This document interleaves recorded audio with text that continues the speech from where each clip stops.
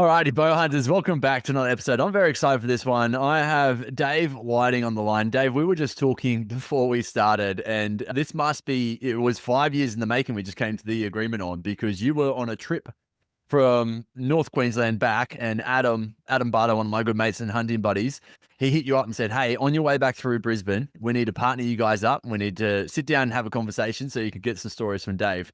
And it was all teed up, and then things happened. Life happens just the way that it always does. And I think we've had a few iterations since then. The latest one was that you and Shane, is it DePile?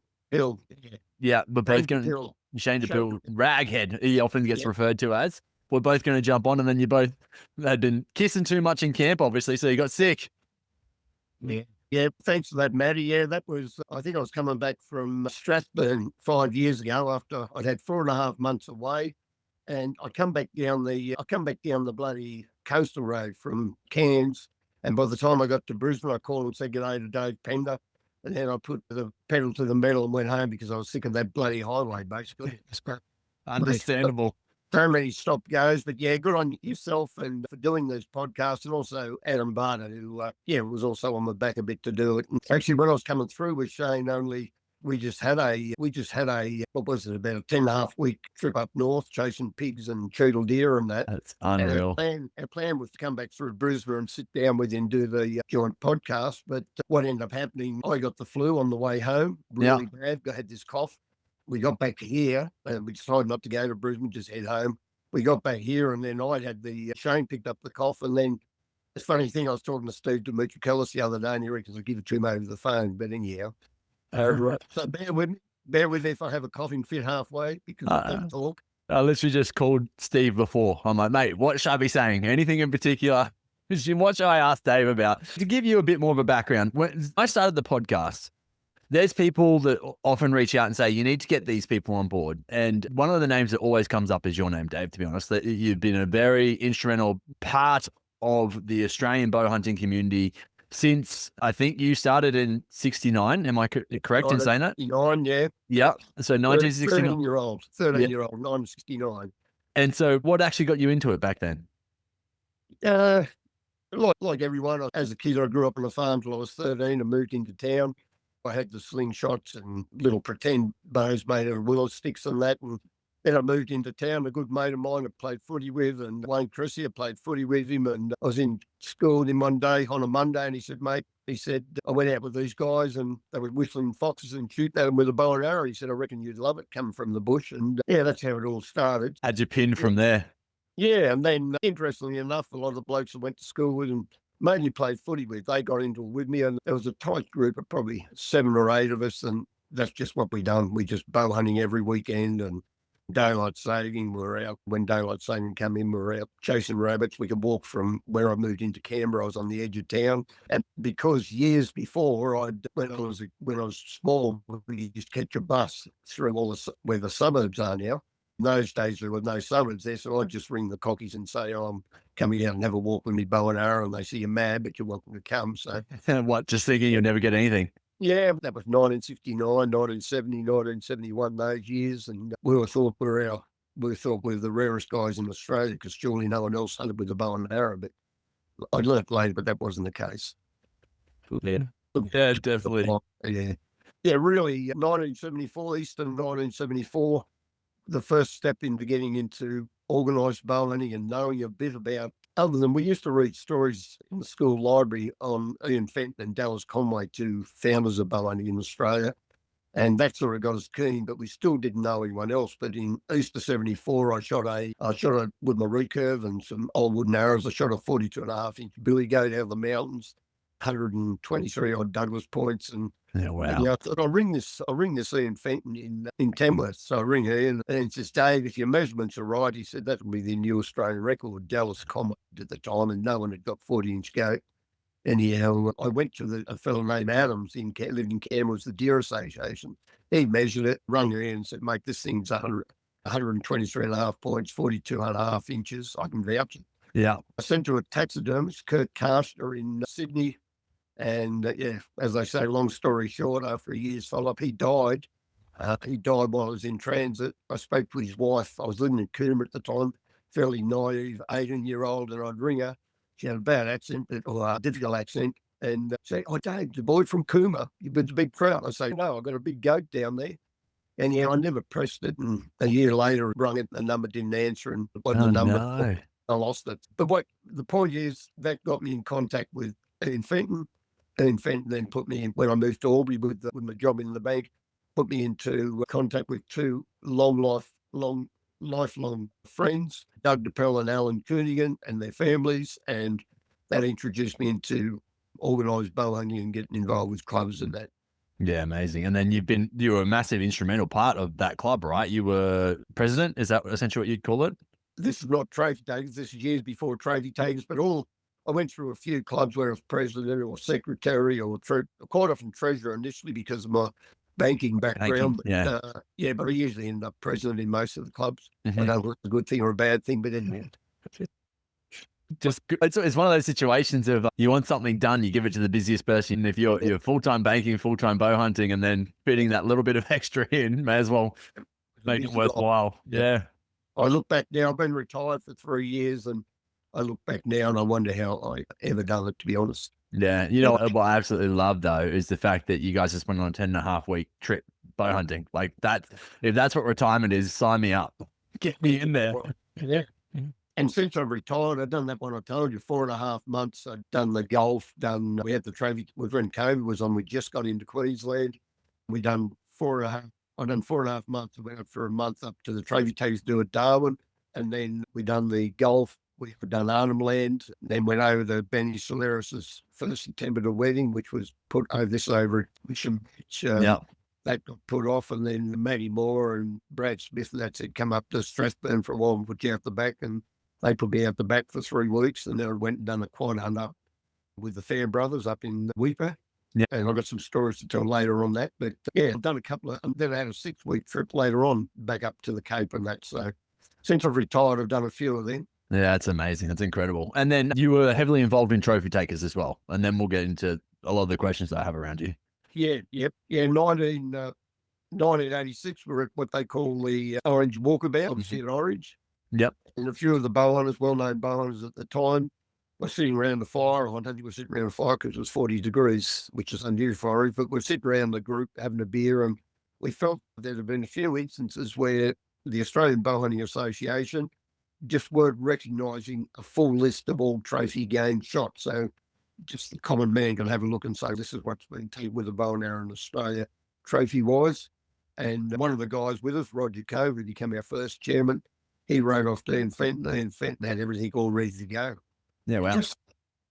Mate, that's typical of him. He's just so well organised. Yeah, we had our first meeting in Dubbo and then Goulburn and kicked everything off. I was financial director. My then wife, Jenny, it was a great help for many years. She became the merchandise officer, and Roger became chairman. His wife, Jillian, was secretary game recorder. Year and a half after we started, Roger and his wife were going to Expo 88 in Brisbane, had a really bad car crash, had severe brain damage. Oh, no. Rang me and said, Dave, can you take over chairman till the next AGM in 6 months? And 29 years later, I was and still heavily involved. Yeah. And apart from the bow hunting side, it's one of the best things that happened to me in my life, I think. What, going into trophy takers? Yeah. People I knew before and the people I've met since, and the things we've done, and a lot of people have come in that are, I've mentioned before in other podcasts, but people have generally come in, are in for the right reasons, and they just, whether they're 15 years old or whether they're bloody 80 years old, they come in for the right reason. They've just got that same passion. Don't put any pressure at all on us. Yeah. Don't put any pressure at all on us to provide too much other than the rating service and good annual awards and recognise their animals, which are available now on our website. They're listening to where they stand.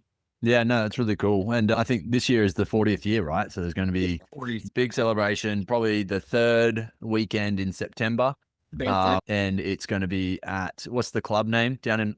Twin City Bowman. So it's the Albury Wodonga one. Yeah. Club, I think I just went, was it 2 years ago? I went to their, or last year, I went to their 50th. 2 years ago, I went to their 50th anniversary. How good. Brick Clubhouse, active members, a lot of them have been there for that 40 and 50 years. Very loyal, very amazing. Yeah. very bow hunting orientated. Yeah.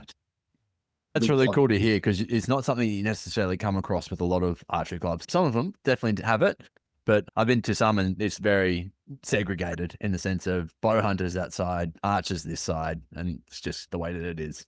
Yeah. Yeah. One thing about trophy takers, one of the reasons initially, I don't know whether you've ever had a look at our form, one of the reasons initially when we started, you had to be signed in by an existing member. Yeah, I did see that. Yeah. We eased that off a bit. We just generally talk to the person now, and one of us will say, yeah, that'll be all right. So what happened, we felt in ABA, and I won't name any people, but in the 70s and 80s, what happened, we had people come into the Australian Bowhunting Association, hunted occasionally, and were mainly target shooters, and all of a sudden they're running the Bowhunting Association. Yeah. Yeah. So all of a sudden, and I don't get me wrong, I fully understand, because revenue for clubs doesn't come in, and government grants don't come in for bow hunters. No. The archers. So we've got to all live together. Yeah, exactly. And that's the whole outdoor community, right? We really need to start to bond together more now than ever. It seems like everything is under attack. Parks are getting closed. Firearms are now under attack.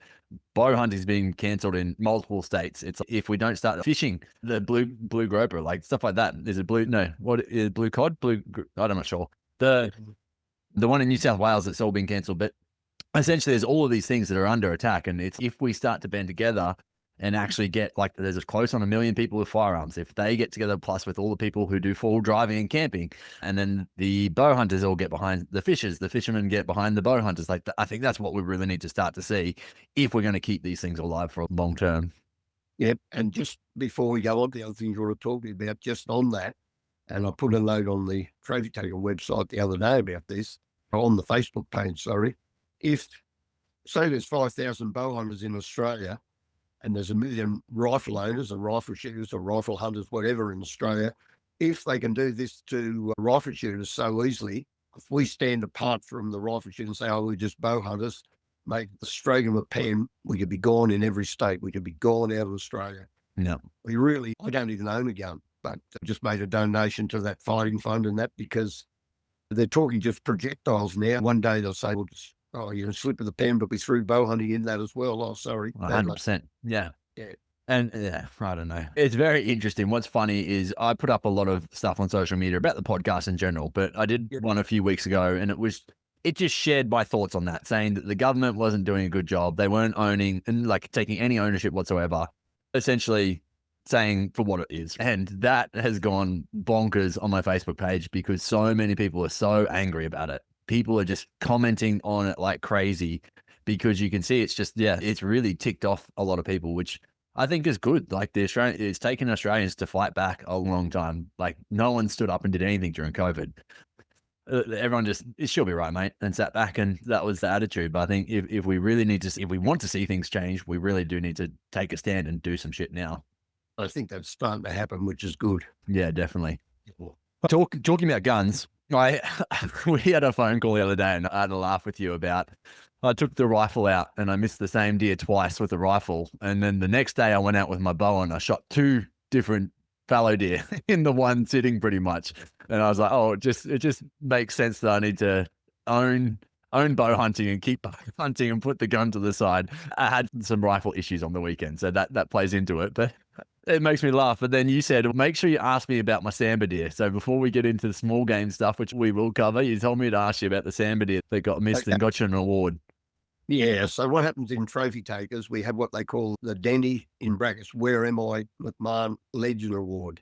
Now, Denny's first cousin of mine many years ago, probably 35 years ago, him and Chris Irvin and a few of the boys were hunting out at Cobo with Manuel Aegis, and Manuel used to live out there then. Anyhow, they head off for a hunt. Danny doesn't come back to camp. I think a night went by, I'm not sure. All of a sudden, they got the SES out, everyone looking for him. No sign of Danny still. Ends up, Danny has showed up at it's burnt down since, but at the Canbellio pub. They found him sitting at the bar having a beer, got half a Cobo around looking for him. So we created this Legend Award. And this is, I'm going to talk to you later about trophy takers and it not being a boys' club. What we do, and I brought this award in, we take the mickey out of one another. You're allowed to exaggerate as much as you like. Have this annual award for the dumbest thing done by a member each year. And the idea is one of your mates dob you in. You never dob yourself in. No, of course. You usually Yeah. get the awards, then your mate gets up and takes the mickey out as you receive the award. And then what happened, it was up at Lee Crags. We had the awards up at Lee Crags in 2024, maybe 24 or 23. And anyhow, what happened, I'd been down to Mark Ballard's for his 60th birthday down in Sabrood in Sambo country. And a mate of his from Bendemeer up near Tamworth, hadn't seen him for 30 years. He come down, and his name's Dave Parker. There's a few Dave Parkers in the sport, but this Dave Parker, he come down, and Mark had already shot with a rifle, and him and Ando, Wayne Edison, another good mate, they'd already shot two sambar deer and turned it into sausages and steaks and everything for the Mark's big 60th and the spit and that. Yeah. And now Dave Parker, who used to bowhunt a lot, mainly hunts with a rifle now. He's like us all getting on. But anyhow, he comes down and he's got a rifle. He said, I wouldn't mind shooting the sambar and taking some meat back with me. So anyhow, Mark, and it's the day after the party, so we're all pretty bloody seedy. And Dave's going back up North Coast the next day. He says, I'll go and have a look. I said, I'll come for a drive with you. So we go for a drive and we get on to this sambar, dead set, 40 yards from us on the side of the road. Pull over. And I said, you're going to shoot it? It was a big hind. And he's looking, he's got the gun there, and he said, no. He said, Mark and Wade have already butchered two bloody deer this weekend. And he said, I won't bother. I said, oh, mate, I said, this is the quietest sambar I've ever seen. And by the way, it was on a property where, sorry, just something come up there. It's all right. A property where Mark's got permission. So I get out the driver's side of the car, grab my bow out of the back seat, a little, 58-inch brick house, get out, cross through the bracken, stand up against this old rusty fence. I thought, this thing's dead. Shoot at it, straight over its back. This deer couldn't believe it. She didn't, I sort of half nearly in the bracken. And that might be, that's my excuse, that might be why I missed. Anyhow, the deer spins round, sideways still, at 25 metres. I shoot, another arrow over its back. It jumps over an old fence. And I said, oh, I've got you this time, you bastard. Probably 30 yards, but a big animal. Another one over its back. 3 arrows. End up losing $100 worth of arrows in the bracket. Anyhow, there's an old cow crufts there, the old milking barrel, and it's all dilapidated. The deer walked behind it, comes back out at 25 metres and looks at me. I shoot at it and went under its chin. Anyhow, then it pissed off. Anyhow, I found it, crawled back in again, got to 25 yards, had spooked this time and had a running shot. So anyhow, we get back. So I've lost 5 arrows, look for an arrow, can't find the arrows. And I tell people I was thinking of shooting Dave and buried him because I couldn't tell one of Mr. Samba. Then we get back. There's 20 bowhunters sit around this fire having a beer. I get back to Ballard's place, and I reckon the car hadn't even stopped. And Dave's parking out of the car, and Dave, why didn't you miss 5 shots of a Samba doe at 20 metres? God. I copped them again. Yeah, I'm at these awards, and we have this Legend Award, and they're normally well nominated. So usually, because I do the MC of the awards with Steve now, Steve Demetriou or Mark Southall, but I'm still heavily involved in that. And yeah, we get right through, and the last award before we draw our raffle, the last award is the Legend Award to take the mickey out of someone. And I said, oh, no Legend Award this year. We'll get on to the raffle. And Ballard's in, and it was a big crowd. Ballard's in the crowd. He stands up and sticks the chest out and a big smile. He's a shit-stirring bastard. He says, hang on. He said, there's no Legend Award. He says, have I got a story to tell? He come out and made me feel that bloody small. As he walked away, though, I said, don't forget, Mark, it was one of the bows you made for me. But yeah, but I will say this, and I want to cover it here very quickly. I've always said, and this is not a confidence thing, not everyone can be a top shot. Mate, I consider myself a very, and particularly with trade gear, I consider myself a very experienced and capable bow owner that puts the effort in, but I remain just a B-grade shot. And unfortunately, I've got what they call these, and since I've had my big cancer option, I've now got what they call these essential tremors. It's in my family, my cousins, my dad, my kids all have it. And it's just as I've got older, it's not dementia or Parkinson's or anything. It's if you look it up, it's called essential tremors. And I can't even hold my bow arm up now without it shaking. Yeah, wow. I still shoot that all right. But when I draw, people say, oh, you're overbowed. But the thing is, I can draw a 20-pound or a 15-pound bow and I still shake. Yeah, okay. Unlike Parkinson, you don't.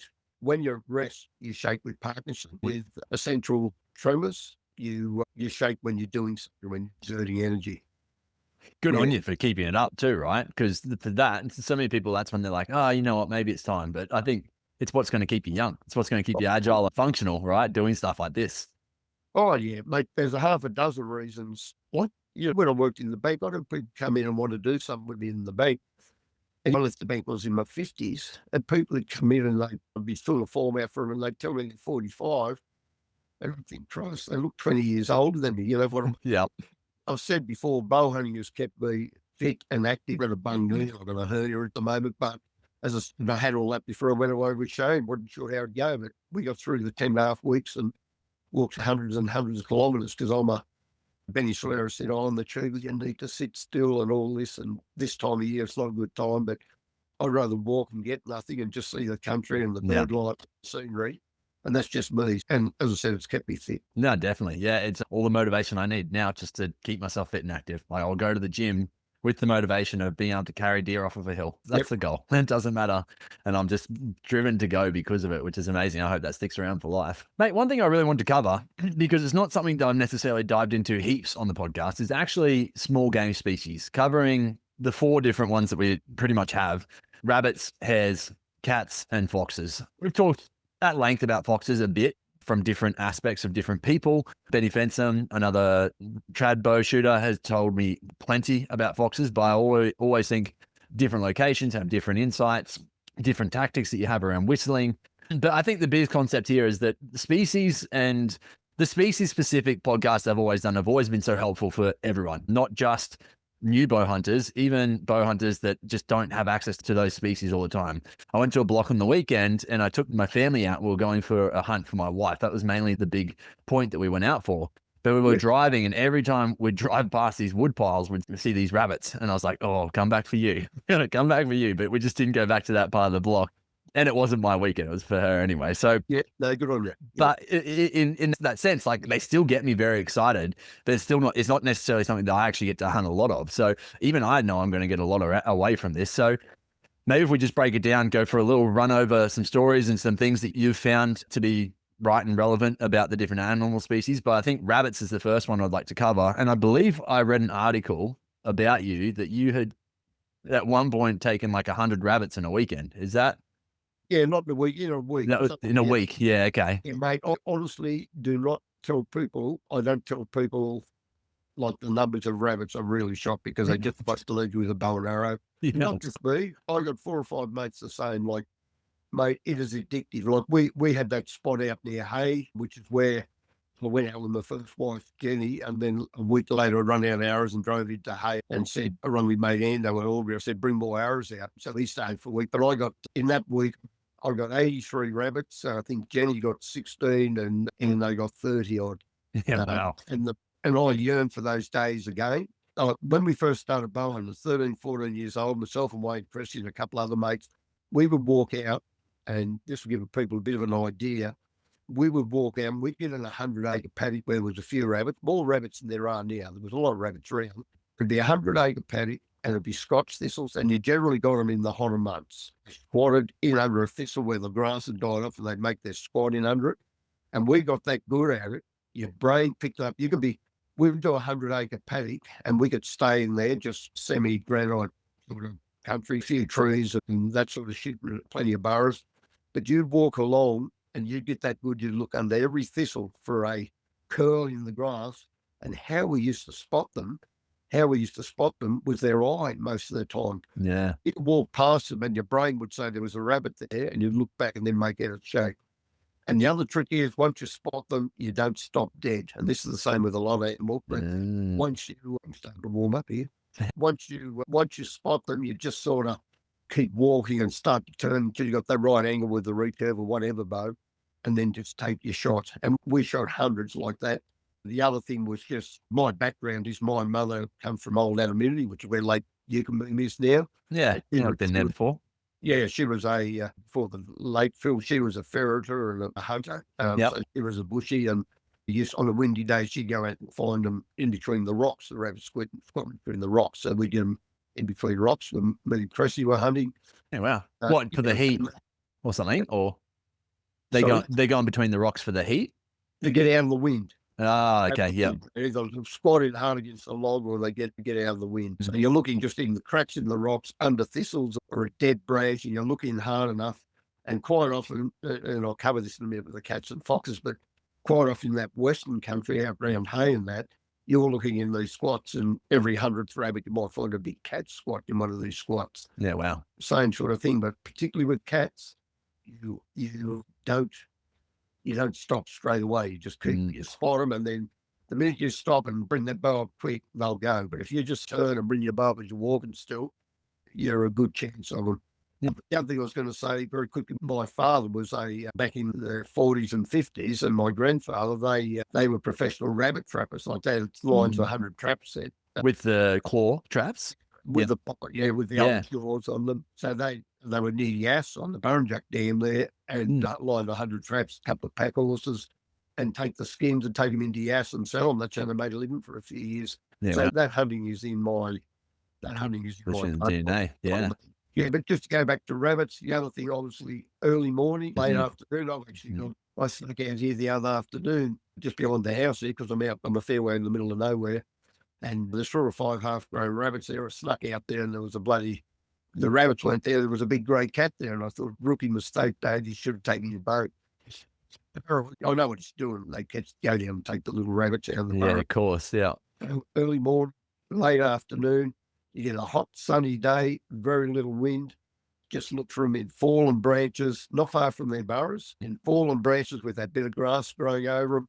Look for the eye. It's a real telltale sign. Yeah. Once you spot the eye, you'll pick up the shape of the rabbit because they are good at camouflage. Early morning, late afternoon, and just late afternoon and just in those squats. What's a rabbit burrow look like? Do they dig themselves down usually, or they find like holes, like logs or something like that, or? No, it's probably the other way around. Rabbits are the biggest hole diggers in Australia. Actually, before the magazine stopped, I was going to do an article. I took some pictures of some beautiful dugout burrows. They dig them out, and you can tell when the burrows become active, they get quite long. The dirt they bring out, it's just a beautiful soft soil, and they run it. They might run it 2 meters from their hole. Yeah, wow. So give you an idea, a normal rabbit burrow in the country I'm in, granite, hilly country, a normal rabbit burrow, usually under rocks or just even out in the open in sandy country. Give you an idea, most rabbit burrows, you probably wouldn't fit a good sized watermelon down. Where I hunt them out in Western New South Wales in that sandy country, some of them you can nearly get down inside yourself. Not that big. Not as big as a wombat hole, but yeah. That seems wild, especially like with the predators that can get them, like your cats and foxes and snakes. Like they can just get into that, no worries. Oh yeah, and I've seen it more than once. I've even seen it when I was managing farm here before I retired. I've seen it a couple of times where a goanna's come out of the burrow and got a kitten rabbit in his mouth. I've seen it twice. Yeah, wow. But I always say the feral cats out, where we hunt the feral cats out in Western New South Wales, they've actually got a 1080 pellet for them now because they've just got that bad. But where we hunt them out there, there's that many rabbits that many cats because the rabbits are that thick. And basically, I say they just walk down the burrow. The feral cat just walks down the burrow and just goes through the line of rabbits and picks the fattest one and says, I'll have you. Of course. Yeah. So, and that's on top of it. It's probably a good thing the rabbits are there because otherwise the birds and that would cop, and the lizards would cop more of a caning. Yeah. Well, that is a good silver lining, I guess. I think on the rabbits, I'll just mention one other thing. I mentioned before we started, I'm not a technical person, but pretty well the gear I've used for the last 50 years. I started with a fiberglass bow, but for the last 50 years, I've used a laminated bow, a laminated recurve longbow. I use Port Orford cedar wooden shafts, 5-inch feathers, not vanes. I don't like vanes at all. 5-inch feathers, just what they call a little index knock, and a 2-blade Australian broadhead. And what makes your choice as to whether you're going to take your longbow or your recurve? The last few years, I just can't remember the last time I shot something with my longbow. The last 10 years, I've probably hunted with my recurves, all straight made. Funny story, I hunted with a Perks longbow for many years, 72 pound, which I hunted on the wall for 10 years. I had some mates down, they come down to cut some firewood and have a bit of a piss up and have a few shots of the bow. Anyhow, I dragged me 72 pounder out. It was like stringing a crowbar. I hadn't struck it that long. Anyhow, I grabbed it out. And when I used it, at one stage I had my biggest fallow, my biggest fox, from the biggest boar, 31.5, I think, and 128.5, I think, from the deer. So up we go. Some milk. But I had 4 or 5 species with this longbow, but it just got too heavy for me. Anyhow, these mates come down and we dragged it out. And yeah, but before last year's rut. And yeah, I'm bloody strung it up and having a few shots. And my mate Tom McCabe, he says, "Shit, Dave," he said, "you're shooting up. You should take that up on the rut this year." And he handed it to another mate while I was talking to Toddy, pulled it back, and the bloody thing blew to bits. Get 40 years old. So yeah, so mainly recurves. Yeah. I use a Dave Keeble takedown recurve, one of Mark Ballard's colour goers, or I've got a flat line, which I've got a lot of game with as well. It's a flat line from Paul. Flat line bow. So they're the main 3 recurves I use. Yeah, amazing. On the rabbits, before we move on from them, like, and I've only ever really hunted them a little bit in northern New South Wales, but mostly like central Queensland. Yeah. And the stuff that I've seen is pretty much just like any animal. They're on the fresh pick, the small fresh pick as much as they can be. And it's probably just because I can't see them in the long grass. But it seems to be early morning, late afternoon. They're out on that green fresh pick where you can find it, like especially the sides of roads, on a field or a paddock edges, especially it seems to be just where it's not as long. There seem to be quite a lot of. Yeah, I'd agree with that. In actual fact, the places we hunt out at Hay, and I guess anywhere really, but the place we hunt at Hay, because that's 90 odd thousand acres, so it's a big area. But the burrows, some of the burrows might cover an acre, and for 150 metres, they spend 100 grand a year on baiting and poison, putting carrots in there to try and control them, even though the Calicia and the Mixo's out there. Around those burrows, even if the grass 1.5 foot high everywhere else, around those burrows out for probably 100 to 150 metres, depending how active the rabbits are, you're right, it's probably 1.5 inches green pick. You are right. It doesn't give you a lot of advantage. It doesn't give you a lot of advantage if you're a recurve longbow hunter to know that, because quite often they're in the open. But the other thing I should mention, particularly I guess the compound shooters, the other thing I should mention is if you hunt a spot regularly, you will get to know where you will get to, and then do this for the recurve where I'm managing the property. If you hunt a spot regular and you get to know where the burrows are, you always give you a chance of sneaking it up over a rise or something, or coming in behind something. You know the rabbits are going to be there. Yeah. The first time you walk onto it, you might not. But after that, you know the rabbit's going to be there. So if you hunt it, like we used to be out twice a bloody during the week and all weekend sort of thing, if you go with this rise, there's going to be a big warren there. Obviously, you pick your spot where you're going to get in the closest without scaring the rabbits. Yeah, very interesting you say that. Share a block with a guy, and we were talking the other day, and he said that he shot a hare. And I said, "Did you shoot it off of this corner by any chance?" Meaning it was just a prominent corner in the paddocks. And he said, "Yeah, that's exactly where it was." And I said, "I've been watching that hare for many years and just never able to actually get onto him, just in the sense of the wind always gets me, or it's late at night and when I walk past him because I'm coming back from trying to shoot deer. And yeah, just never got him. And sure enough, he got taken the other day, unfortunately. Or fortunately, whatever you think. Yeah. Yeah, that's just hunter knowledge. So you knew that bit of country and you knew that he was there. It was just a matter how you're going to Get to him eventually, one day. Just quickly on the rabbits also, don't know what sort of advice I can give other than what I've given, other than get out there and, Also, the other thing about rabbits, it irks me a bit, especially being a trade shooter, it irks me a bit when I read people say, "Oh, I went out and shot at a few rabbits the other day just for a bit of practice." To me, small game hunting is a very big part of bow hunting. It's not practice. Yeah. If you want to practice, shoot at a target and then go out and shoot at your rabbit or whatever. But it might sharpen your skills. There's no doubt Definitely. about that. Yeah. Skills more than practice, I think.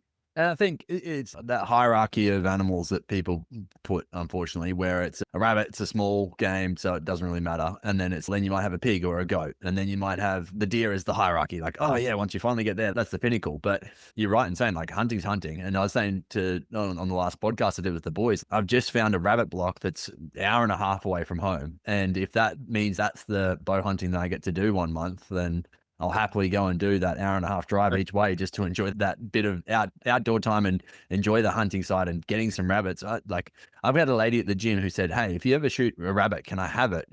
She grew up in Austria, and it was a staple for us in Austria, and I really want a rabbit, and I said yes, and that was 5 years ago. And I don't think I've shot a rabbit since, Oh. or I shot one. So yeah, I need to actually fulfill that. So this little rabbit hole block that I've got is almost like a round circle of coming back to it and being able to provide for her, I think. Yeah, no, very good point. So since I've come back, I've only been back. I was away for that 10.5 weeks, and I had a week with the family up in Orange for Christmas, Central New South Wales. Since I come back, and this is not the reason I hunt, but it helps. Since I come back, I've eaten the goat leg, the chain to pearl shot. Yeah. I've eaten cheetle spare ribs. I've eaten a rabbit, and I've eaten a cod that we caught out on the Murrumbidgee out near Hay back in August. Yeah. Yeah, but you It's better get that incredible, right? rabbit. You better get your wife to shoot one if you can't do it. Yeah, true. Yeah. Worst comes to worst, I'm going up north to middle of Queensland in April, so I'll make it happen then. But no, we're exactly the same. I actually was just thinking about this before we hopped on the call today.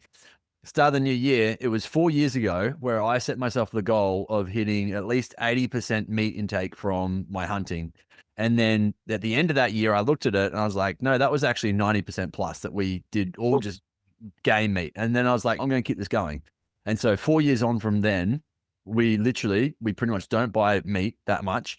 It's all game meat, and which is incredible. Like, it took me a little bit to get used to cooking it, but we pretty much have a solid diet of venison and goat, and then mixes of pig and stuff every once in a while. But it's been incredible to say, hey, for 4 years, we haven't really bought that much meat. I reckon, I don't know, I'd say people would spend 10 to 15 grand on meat alone. I went over Christmas, I went and bought a sirloin steak, small little slab. Yeah.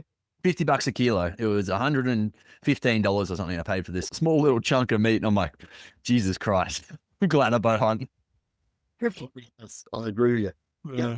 It's your choice of, firstly, I'll say bow hunting is anyone that chooses to bow hunt, whether it's the most high-tech compound or your self bows or whatever, or anything in between that, it's also it's about personal choice. Should be able to criticise anyone. If anyone wants to go and shoot a 20-inch goat, even though they've shot 40-inch goats, that's up to them. You know what I mean? Not something I do, but anyone. I remember once a couple of my mates went up north, and this old fella, I won't name it, this old fella used to get onto, and there was a lot of good goats up there, and he was in his 60s. He'd get onto a goat and miss it, and he'd run round the hill. He'd run round the hill. He had no compound, no sign. He'd run round the hill and get in front of an ambush and shoot him. And these two guys come back and said, oh, he's not a hunter, he's chasing after. I guarantee most people that hunter goes at some stage of chasing them. But my point with that is, if you leave camp and say, I'm going to go out and shoot a goat, or I've seen a goat that's 35 inches, I'm going to go out and get him, or whatever, or I'm going to go out and try and whistle a fox. If you go out to the bush with just a bow and arrow in your hand, I don't care what kind it is, and you come back to camp and you've got what you set out to do with a bow and arrow, you know, at the end of the day, you're a hunter. You use whatever means, and if you've achieved that, you know what I mean? Yeah. Kudos. Yeah, definitely. Yeah. So first of all, personal choices. You shouldn't criticise anyone if that's how they want to bow hunt.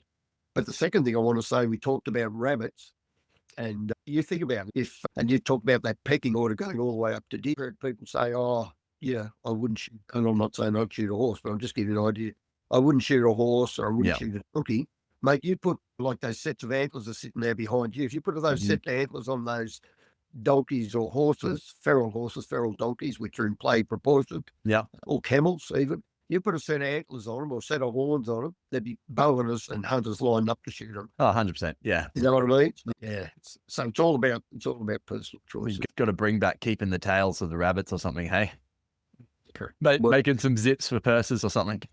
Yeah, we just do that occasionally, but yeah. I was going to say, we in our clubs in probably a 20-year period, not just with myself and my mates, probably we could register like 150 to 200 rabbits a year with the club. And we wouldn't if that's each. Me, cost a fortune in arrows. But that's the other thing. When we were kids, when we're 13, 14, 15, if someone lost an arrow, everyone stopped the hunt. Yeah, to look for it. Like the pigs had gone through, we'd have all the grass screwed up and lines looking for arrow. You couldn't afford to lose them. They were hard to get. And, yeah. So. Oh, wow. Crazy.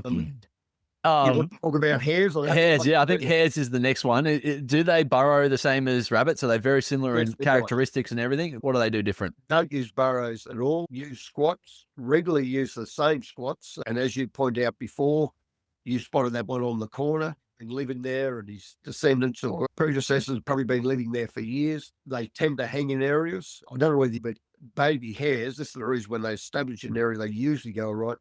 Baby hares are like some breeds of deer. They don't actually give off a scent.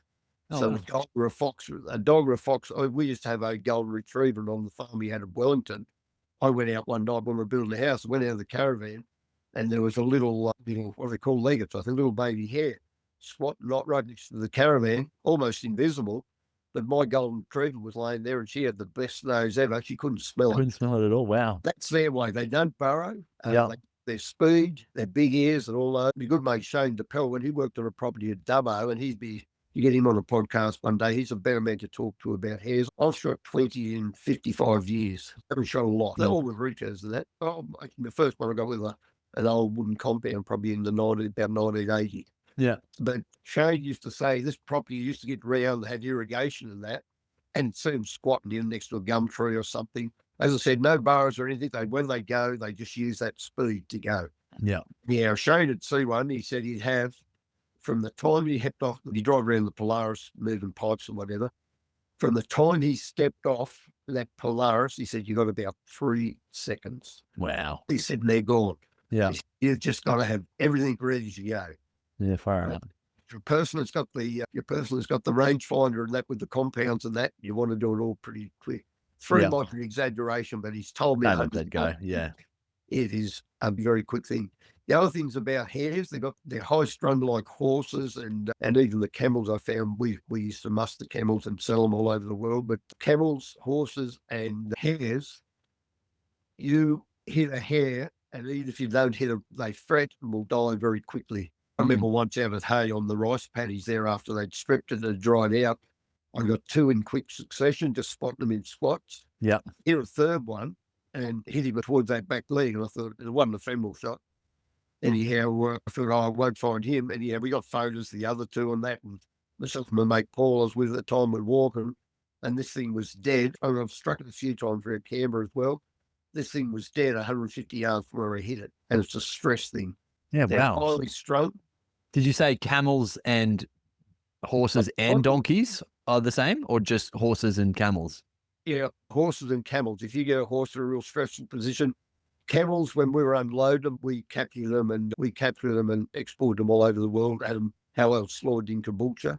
Camels, not so much an injury. I've seen with some horrible injuries over the years, but camels more, they could sit down, you're unloading them, and one would sit down in the middle of the unloading ramp, and if you couldn't get them up, they just will themselves to die. You just couldn't make them.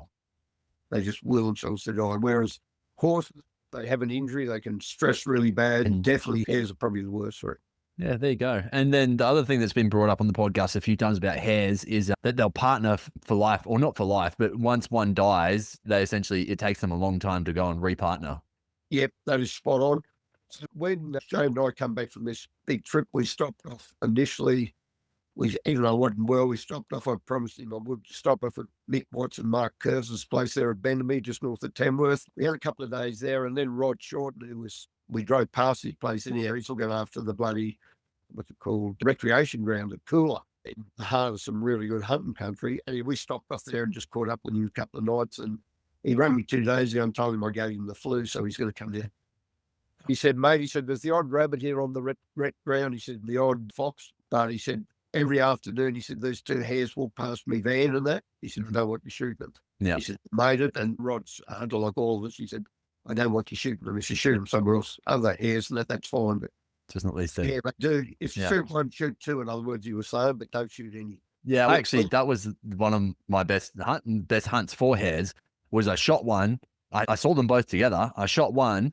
The other one did a loop and came back to find its mate. So I shot it as well. And I was like, well, that made me feel better once I found out later that they mated for life. I was like, okay, that was better than me taking just one. Well, yeah. And the other thing about that, which I was going to mention, is exactly what you said. It's a bit like a big fellow buck in the rut. You scare him off his bloody scrape. Give him 5 minutes, you'll run back. With hares, particularly if it's their home turf, they've been there, you've seen them quite regular. If you just get in a spot, if you scare them, and they'll do that circuit, they will come back. So And I they're think very the reason territorial. Yeah. territorial, I think they're also looking for their mate, knowing their mate will come back there. Probably that's where they're going to meet. So if you've got patience, I'm a walker, so I don't always wait. But if you've got patience, that could also pay off. The other thing is, I can't think of his bloody name, I should, does a lot of videos. And you've seen the video where the young fellow from, he's not that young now, the young fellow from Victoria calls him in with the fox caller. Jerry Redmond. Yeah, Jerry Redmond. I should have known. Yeah. I'm sorry. Yeah. Yeah, I got given that DVD a few years ago, actually. Yeah, he literally sits there with it's like a squawker or like, I think it might be the Fox Predator one, the one that Yeah, we'll get onto that when we talk about foxes. Yeah, but he literally just calls them in and they come up to have a look at what's going on and shoots them. Yeah, I've called a couple in over the years, but not a lot with it. But to be honest, all that country out at Hay there, I used to hunt a lot of the hares. I still see a few, but all that good country out there, that's all under cotton now. The hares that were there, I don't know whether they've moved on or what, but around here, I've been in this area here for 8 or 9 years and seen 2 hares out on the road and none on the property. Yeah. So bit hard to call them in. Yeah, definitely. But yeah, I guess the main thing with hares that I can give advice on is, they do, if you think the shot is not good, follow it up. It's quite they will stress and lie down. Yeah, they do find an area with hares, and you can pretty well go back there any time, and you will find those hares there. Obviously, that spot Jerry's got down near Bendigo or Ballarat, wherever he is just a known area for hares. I remember years ago when Brett Burko was putting his videos out, he was a fishing inspector. He was living on the uni grounds at Bathurst. Going up to his house, or probably, I think he went there once, but there was probably 300 metres of fir pines and grass. And he got all these videos of hare shooting in that stretch, even though he shot a few there. They just love that area, and they always just come back and just squad in against the trees in a ball of grass. Yeah, interesting. So once you find a spot for hares, you can pretty well be assured that they're going to live in that area. Their poo, by the way, they don't do a dunghill, but the poo looks like a lot like just bigger rabbit shit. You know what I mean? So if you see that, it goes grey quite quickly. It's twice the size of rabbit shit. It doesn't really look like goat or deer shit. It's more that sort of rabbit type one. Yeah. Yeah. Yeah. Okay. Interesting. I think we go cats next. Yeah. Just given that you were saying a lot of them, that you've hunted plenty of them, obviously. What's the big, I shot one cat once. It was a stray that came into the farmhouse I was staying at, and I heard it out the front. And so I got my bow and snuck around us in the middle of the night and turned a torch on it and shot it from 30 meters or something. And that was like, I cheered. I was so happy when that happened, because it was like one of those things that I always wanted to achieve, was getting this cat. And I was blown away with how dense the muscle is. Like, I picked that thing up and it was so heavy. They're just so solid. You just, until you do it and pick it up, like they don't look that different to a normal cat, at least the farm cats that were there. I picked it up and it was just, so dense. But what's the big thing with cats? Obviously, if you get a location where you can find them, is the best thing to whistle them, is the best thing to spot and stalk. Yeah, okay. Just to give you an idea again, when Shane and I went away on this last trip, we ended up that Muttaburra, Hewett and Wheaton area the first couple of weeks. Is it very like flat, long grounds essentially? Or pretty flat downs country. Yeah. Downs country with systems of that running through. I don't know where but further west of there, and I think the Hewett and Shire was bringing it in, further west of there, the Mount Isa Shire, there's another one south of that, Bowhunter Shire, they've introduced a $50 bounty on feral cats. They are They are that thick. Nose to tail skin that you have to take in? Is it a nose to tail skin? And because you can imagine a lot of household cats will be disappearing if they're $50. By the way, I think that's way too much. I think you get a better result. You get the more genuine people that just want to get rid of them.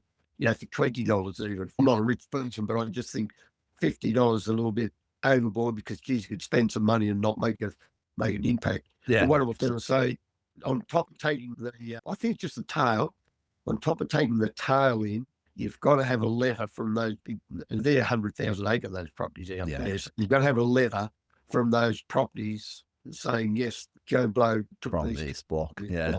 Yeah, wow. So, what I was going to say to you is, we got out there, and after a couple of days, we'd seen a lot of cats, and we knew there was a few there. And all of a sudden, I think Shane had 3 or 4 and I had 1 or 2, and Shane's much better shot than me, Buff. Anyhow, the Rico shooter. But anyhow, he had 3 or 4 and I had 1 and 2. We had the discussion. We thought, I keep track of how many foxes I've shot, and I've got a rough idea of in the hundreds, if not thousands, of what rabbits I've shot. Rabbits, we had this discussion. I said, how many rabbits do you reckon? How do you reckon you've shot? And I said, I've probably shot 16 or 17. He said, I've probably got a dozen. We ended up, we got onto that subject. So that tells you, Shane's been bow hunting probably 45, 50 years. And I've hunted a lot of country with cats in it, whistled a lot in. I'll cover that in a sec. I probably shot my first feral cat when I was, I don't know, 15, 16. Yeah. So in that 50 years, I'd only shot 16, 17 cats. Yeah, wow. And Shane probably shot a dozen or so. Stealthy. And we ended up getting 15 off this property. Yeah, wow. 15 cats. Shane got 9 and I got 6, I think. Yeah. We didn't lose one. Every one we shot, we got. And what we were doing, as long as we'll go along these gullies, but what we're doing, and this is a tip, anyone that goes out west, and a lot of my cats have come from this country, anyone that goes out west, whether it's Western Queensland, or whether it's Western New South Wales, Western Victoria, even in Western Australia or South, we come Bowhunt there now, but any of that Western country's got dams or creek systems, particularly dams, sneak up over the bank, and if there's bloody acacias or apple or anything growing around the dam, look in every tree, look under every tree, where the drain runs out. There'll be a cat squat there somewhere because it's the attractant. There might be another water for 5 kilometres. So what it does, it attracts all the bird life. Yeah, of course. So they're coming in, they're just hiding out, waiting for birds. It's incredible. We worked it out. Of the 15, we worked it out after we got back. What did we get? We got 9 out of these bushes. Wow. Which aren't easy because you got to sneak in, half of them jump down and run away. But you tend to see them. Once again, you do that walk past. Once you've seen them, and nearly impossible to see them. It's a real spiny bush. And once you see them, you've got to slowly turn and look up into the trees. And I'm only giving an example of where we were up there, but I can promise you, you go out in that Western country anywhere, always think feral cats. They will be there. Also look up in the trees. If there's any big gums and that. Also look for bird feathers. It's another good sign there's a cat on the dam. But anyhow, getting back to it, you'll walk past slowly and gradually turn with your Rico, start to draw, then just find the gaps through the bush and just shoot. Yeah, wow. And as I said, we did lose one. We shot a few at the base of just in spots like rabbits. We didn't try and call any in, I don't think, out there. So that's one example. So anyone that picks up a bow and wants to get a feral cat, I remember when Ben Chambers won the Australian Bowhunters Association Bowhunter of the Years a few years back, he got every species, the 15 or 16 is for the Australian Grand Slam. He got every species and he had about a week left to get a feral cat to get the Grand Slam. And it was of all the hunts he'd done in that year, and he'd done it in a year, all the hunts he'd done in the year, the cat was the hardest to get. Wow. Okay, so we got it. But just to go on with cats, a lot of the other cats I've shot, I've never shot a cat with a compound of whistle and either Rico with a longbow. I've got to finish you with a longbow as well. I'll give you an example. If a mess, you're about to hear it on the pod. We've got our normal whistles. I use the button whistle a lot, the little round, the original button whistle. And I started doing this when I was in my bloody teens, but just either lick or wet the back of your thumb. Oh, it's blocking it out because of the Zoom does it where it blocks the noise. So Zoom, like the app that we're using to record, it actually blocks out background noise. So you can't hear it, but you're doing a kissing noise, like a sucking noise through I know exactly what you've done because I've done the same thing for calling in cats. We never shot them, but we saw them. But yeah, same thing where it's the same sort of concept of the kiss up, but on the back of your thumb. I've always done it almost like a little projector, like that. But same concept, right? Yeah, I've seen heaps of people do different ways, but I'll give you a tip. If you're in fox country, and I do this to foxes all the time as well, maybe you can combine that, but what will happen is cats will either walk in slow, makes you a bit nervous because if the big cat, they walk in real slow, straight at you, or they'll come in flat out. But quite often they'll get out to 50 or 60, and same as foxes, they'll sit on their ass, and you've been using every whistle, and let's combine this for the fox and the cat. So what you do is, if you're using the button whistle, what I do, if he's sitting there, and we'll cover it more with the foxes, but if he's sitting there, say it's a big tomcat, and he's looking around, he's being a bit cautious, thinks something's wrong, don't make a sound for a minute. you're in against a tree or whatever, and you got your camo on that on. Don't move, don't make a sound. Give it about 30 seconds, a minute, and then lick the back of your round fox whistle. Lick it, make it really wet, and then smooch like you do with your thumb. Smooch from the back of the fox whistle, and that smooching is echoed or penetrates through the fox whistle, and it is a lot louder. Yeah, wow. It's louder. And mate, foxes and cats almost can't resist it. Just while it's in my head, one of the reasons a fox, and I've learned over the years, and I've done a fair few seminars with people on it, different talks and that, but I've learned over the years, and it's not just me, a lot of my good mates that do a lot of it, you can really pick a fox's body language. If you've got what you think's a big dog fox coming in, and he pulls up at 50 or 60 yards, it doesn't necessarily mean, and the only reason I'm talking about this now so I don't forget to mention it doesn't necessarily mean he's got windy or knows something wrong. Quite from what it can mean is there's a dominant big dog and he's either smelt his piss on a bloody tussock or whatever, or he knows that's this guy's territory and he shouldn't come beyond that. So what you do, they'll just, mate, it's like they hit a brick wall. You think, oh shit, he's heard me or smelt me. Quite often not the case. Quite often not the case. They just stop and you'll know them because they look left, they look right, they look left, they look right. And sometimes when they're doing that, you need to just move your head slowly left and right because that big dominant dog could be coming in for another angle. Yeah, wow. It reminded me of a time I was actually out hunting with Grant Rand and Corey Simonsbergen, and we were sitting down, we were joking, we were having a laugh, and we were filming. No, we didn't have the camera out yet. We were just sitting there having a joke and a laugh while we're waiting to hear some bucks croaking.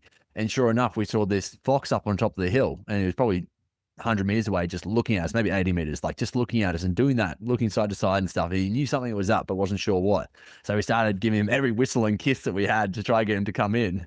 And eventually he did. Eventually he did. It took him a long time, but it was funny because we were obviously camoed up, but at the same time, you could still see our heads, you could still see our hands, but it was obviously enough that he couldn't see exactly what we were. And so he had to come for a closer look. I think Corey ended up taking a shot at him at about maybe 40 meters or something and missed him, went over the top of him. But yeah, we gave him every little call that we could and he eventually came in. But it wouldn't surprise me if you're exactly right. Just the dominant, like he probably was a dominant dog. He's probably a big one. Oh, mate, I've done it. I've done it where I've whistled and then I've walked 50 yards and think, mate, gone across the creek, got on the other side or something. I thought, there's got to be a fox here because you've already whistled 4 or 5 that day. There's got to be a fox here. You cross that creek, you're on different turf, and then you'll get a fox jump out of the bed and come in. Yeah, wow. Yeah, so I mean, that's something that Benny Fenton said is like literally rather than thinking you have to call every 200 meters, he's go 30 meters and call again. Go from tree to tree. Instead, he said that has actually been very highly successful for him when he's calling. And he just said it's crazy that 50-meter difference or 30-meter difference, that's enough to get something that wasn't willing to come to now come out and see what it is. Yep, and that's a lot to do with the turf wars. Big dog don't want to hide and he doesn't want to come in. That's very interesting. Cats territorial as well, do you know? Yeah, although I don't know, I think a tomcat will, and I only know this because when we moved from Adlong to Canberra, Dad was on a farm at Adlong down near Tume at Wagga, and we brought out 2 black and white. I was only 5 or 6 years old, but Dad brought out 2 black and white cats. The black one, the male one was called Tom of all names, but I'd get on the school bus and they'd say, Dave, this is 10, 12 kilometres away. They'd say, Dave, we've seen your big tomcat visit their house the other day. So the Toms will travel. Yeah, wow. We'll travel a bit, but I've got to tell you, out at Hay where we hunt them, we've been going there. I've been going there since 19 rejuvenated the last 3 or 4 years. We've been going out for all of August. And I've got to tell you, where I've been seeing a certain cat, he's still there the next year if we don't get him. Yeah, okay. Yeah, he's still in that within 500 metres. Yeah, interesting. So they're a bit territorial, but once again, they do scrap. And I think if it's a good area for food, I think that a bigger one could push them out. Yeah, so that tweaking, I say every 100 foxes you whistle, you might get a cat in. But if you see a cat out in the open, and it's a pity I can't record it on here, but I would try the tweaking before I try any other whistle. That's smoothing on the fox whistle. Just get yourself into a bit of cover. I think their sense of smell is not that great. Okay. I think. I'm not sure. I've never had a real issue with them smelling you from 100 yards. Obviously, if they get to 20, they can spot you and all that sort of shit. But I think their sense of smell out to 100 yards is not a big worry for you. I swear one of the first cats I saw in the wild, this is in northern New South Wales, but it was huge. It was the biggest tomcat I've ever seen, absolute monster. And he must have seen us because it was actually, I was out hunting with Adam and we were just coming down this hill and I saw it just climbing across these logs just over to the side of us. So I'm like, quick, there's a cat, let's whistle, let's give it everything. And he wouldn't budge, wouldn't come into us at all. And I reckon he actually saw us before we saw him. And so he was just a smart old boy and just hit away. But when people talk about the Black Panthers in Australia, I think it's just the fact that it's a big old tomcat. Oh, definitely. The biggest cat I ever seen, back in Greenfield, I'd done a hunt up in the Kimberleys. And we were driving back, we had to get a plane back to New South Wales and we'd hunted hard. We were after big pigs and scrub bulls and done really well, but it was 50-degree temperatures. And yeah, Adam had done a lot of the driving, but we got back on the main highway between Derby and Broome, and I'm driving down the highway. Adam's having a snooze and made dead set walking down the tar on the right-hand side of me. It was, and I'm not a believer in the panther in any way or shape or form, but this cat, I reckon, was twice as big as any other feral cat I've ever seen in the bush. And the funny thing about it, it was just walking parallel with the road. And this is 50 k's from Derby and 100 k's from Broome. It's a feral cat, but it was just monstrous. Yeah, like I can't say how big this thing was. Like no one will believe you, whatever you say, but it was a monster. I was like, how's that thing so agile? How can it hide? Yeah, bizarre. Well, then getting into the foxes then. Actually, it might be similar foxes and cats, but the territory that they tend to hang out in, what are you looking for when you're looking for foxes and cats? What do you like to look for? I've done an article, maybe it's probably 25 years ago, in one of the then magazines. It was that bloody long they had to do it in two issue, carbon half and half. Yeah. One of the things I said is that a fox, they love the blackberries, they love the bulrushes along creeks. I don't have a lot of success in real thick timber, the real heavy thick timber in the Great Divide, but you'll get them anywhere. But I've said to people, I remember the first one I whistled in the Peninsula Scott. We were going across this, we'd whistle some great granites, so big rocky country and blackberries and briars and all this sort of stuff. And it's always better when there are rabbits, and I'll cover something on that in a minute. But yeah, we walked up this one big hill, warmed to another hill, and it was blowing a gale. And I said to Benny, this is up near Albury, or up near, I said to Benny, I said, it's worth a whistle here. And there was just some patches of that finger grass, which is that, it's just like a green rush that grows in areas. Anyhow, I said, worth a whistle here. I said, you kneel there, I'll kneel here behind you. Anyhow, about 3 whistles, and this fox come into 10 metres, and Ben got it. Beautiful fox. And he was over the moon. I think it was the first fox he'd got. But the point is, there was either side of us, there was half a kilometre of nothing. And then there was this area of probably a quarter the size of a football, had some rushes, and then 2 little patches of rushes to the side. Yeah. And I just had enough now to know that, hey, they could be living in there. We whistled and we got one out. Yeah, wow. Yeah, creek systems. They love granite country. They love country, the big mountain, the big rocks, and that. A lot of that in that North England, the New England. New England, yeah. Yeah, all of that. And down this way around Coomber and that. So they love that rocky, briary, blackberry, bushy sort of country. I don't whistle much in heavy timber. Yeah, okay. You don't whistle much in heavy timber at all? I don't. Yeah, I don't. You rarely get one in there and generally if I'm in heavier timber, I'm looking for other sort of game, you know. I'm going out specifically to whistle foxes. Yeah. And that western country, that western New South Wales, you got one up near, because I told him, I said, he said, what about foxes up here today? And I said, anywhere north of Barcaldine in this western country, I don't think so. So 2 hours north of Barcaldine, he shot a fox up there, a good fox. Yeah, wow. They're about. Well, never know that. Good mate Dave James always says to me, "This is a fox. So if you shoot a half-grown fox with a bow or a full-grown one, it's a trophy." Yeah. So once again, particularly with that trade gear. Something very quickly I want to mention. Years ago, I was doing these seminars on foxhound, just purely fox whistling. Some of these big seminars and that they had in Sydney. And yeah, I remember one of them I was doing, and I'd done it 2 days in a row. I'd done it on the Saturday, done it on the Sunday. And yeah, on the Sunday, then I didn't know this guy. He was only a young bloke at the time. On the Sunday, this young bloke come racing up to me like it was an hour-odd seminar. Once I start, you can't stop me because you'll be loaded. But it was an hour-odd seminar. And next day, this young bloke comes back in. He said, Dave, he said, listen to everything you said yesterday. He said, I went out this afternoon because he lived down at called Luke Bray. He's probably 40 odd now, I'm not sure, but he does a lot of bowling. He's still and he loves his fox hunting and that. But he come in the next day and said, Dave, first fox, he listened to everything you said, went out and worked the tree. And it was funny, I ran into him years later and he said, do you remember me? I said, no. He said, I'm the guy that came up and thank you for teaching me how to whistle a fox. Yeah, wow. Yeah. It was a good feeling. Very quickly on the foxes, I walk quickly between, how you going for time, you right? No, yeah, plenty. Yeah. All night. Okay. I walk quickly between whistling spots. Up to specifically for foxes, I walk quickly between them and I'm on the lookout. I'm on the lookout all the time for the next perfect spot. If I'm by myself, what I'm looking for is different if I've got 2 or 3 people with me. So what do I do? In the last 20 years, I've mainly whistled foxes for other people. You know what I mean? I don't worry too much. I get just as much satisfaction. But I'd say to people, I'd be walking, I'd look by the wind and that's fine. And I generally, it's not the only way to do it, but I generally try and if it's high country, I generally try and get, if I'm walking a ridge line and walking to the next each gully or whatever, I try and get high and look down. And the foxes usually come up, but I can put a person, say it's one other person with me, I'll say, you stand 10 yards from me, and I've already picked the spot, I'll be looking for it.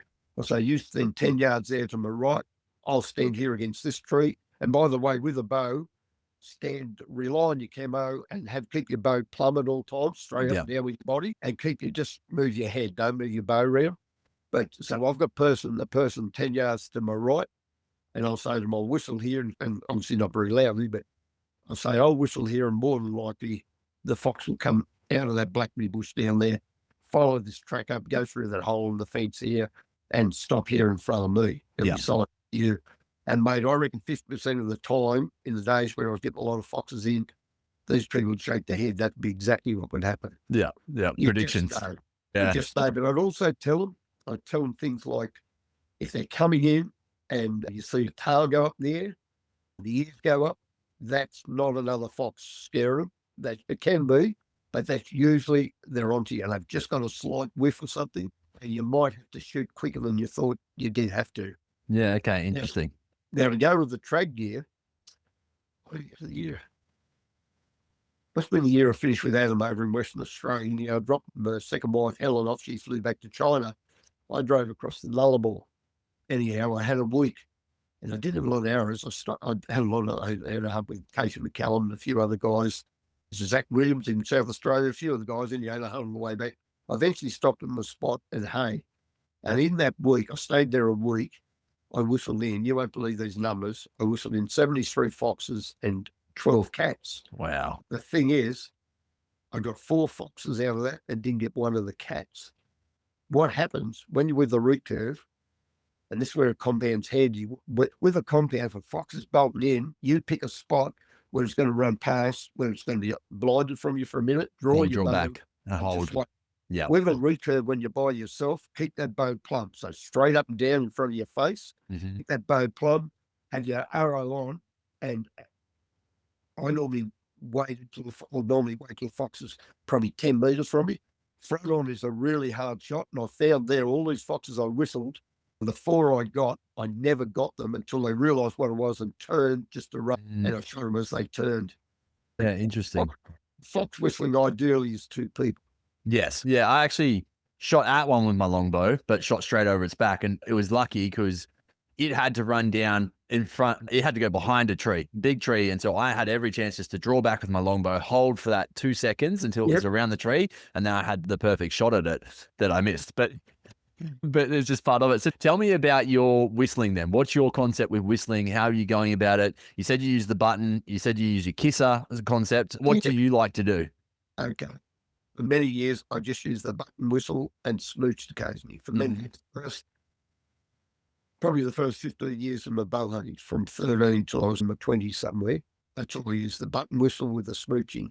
Then these other whistles started I did probably about the same time, because my dad used to make them. I did start to use the old clue. Yep. Airfield. And another Dave Parker that lives at Bella now, another bowler I knew out of Canberra. He made me another one, which I made. I dead set whistled 1,000 foxes in. So it's wow. Over 30 years, it's a 10 field. But since I've had my cancer, since I had the cancer up in my mouth, a third of my tongue on the right-hand side is gone. Yeah. And Okay. believe it or not, I cannot blow a tenor field whistle anymore. Yeah. Wow. Tried and tried, but that was my favourite whistle for many years. If you're in an area where you want to cover a big distance, tenor field's great. Yep. One thing I do say, I hear people, because I guess I hear people say, two things. Can't whistle foxes here because there's no rabbits. I won't tell a story, but there's a story where I hunted with a very experienced bowhunter, went there hunting with him, and he said, I said, lots of foxes. He said, you won't get any in with a whistle because there's no rabbits here.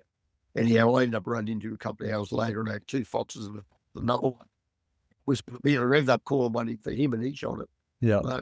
So yeah, firstly, doesn't need to be rabbits, doesn't need to be rabbits there. Blank on the second thing. But the other thing is, you imagine you slam your finger in a car door, are you going to go, geez, or you're going to scream and carry on like a moron? Yeah. Exactly. That's what a rabbit does, or that's what a bird in distress does. Yeah. So I don't start soft in an area that we've got a pretty big area to cover. And we used to start with the tenderfield, the homemade one, Dave Parker made for me. So we used to start with that, but really into it initially. And same with the predator call. If I'm with a couple, I don't like the predator call when I'm by myself. It just Is that the squawker, the tube? Yeah. Yeah. I don't like it a lot when I'm by myself, but when I'm using that, and imagine people who shot rabbits with a 22 would have seen this.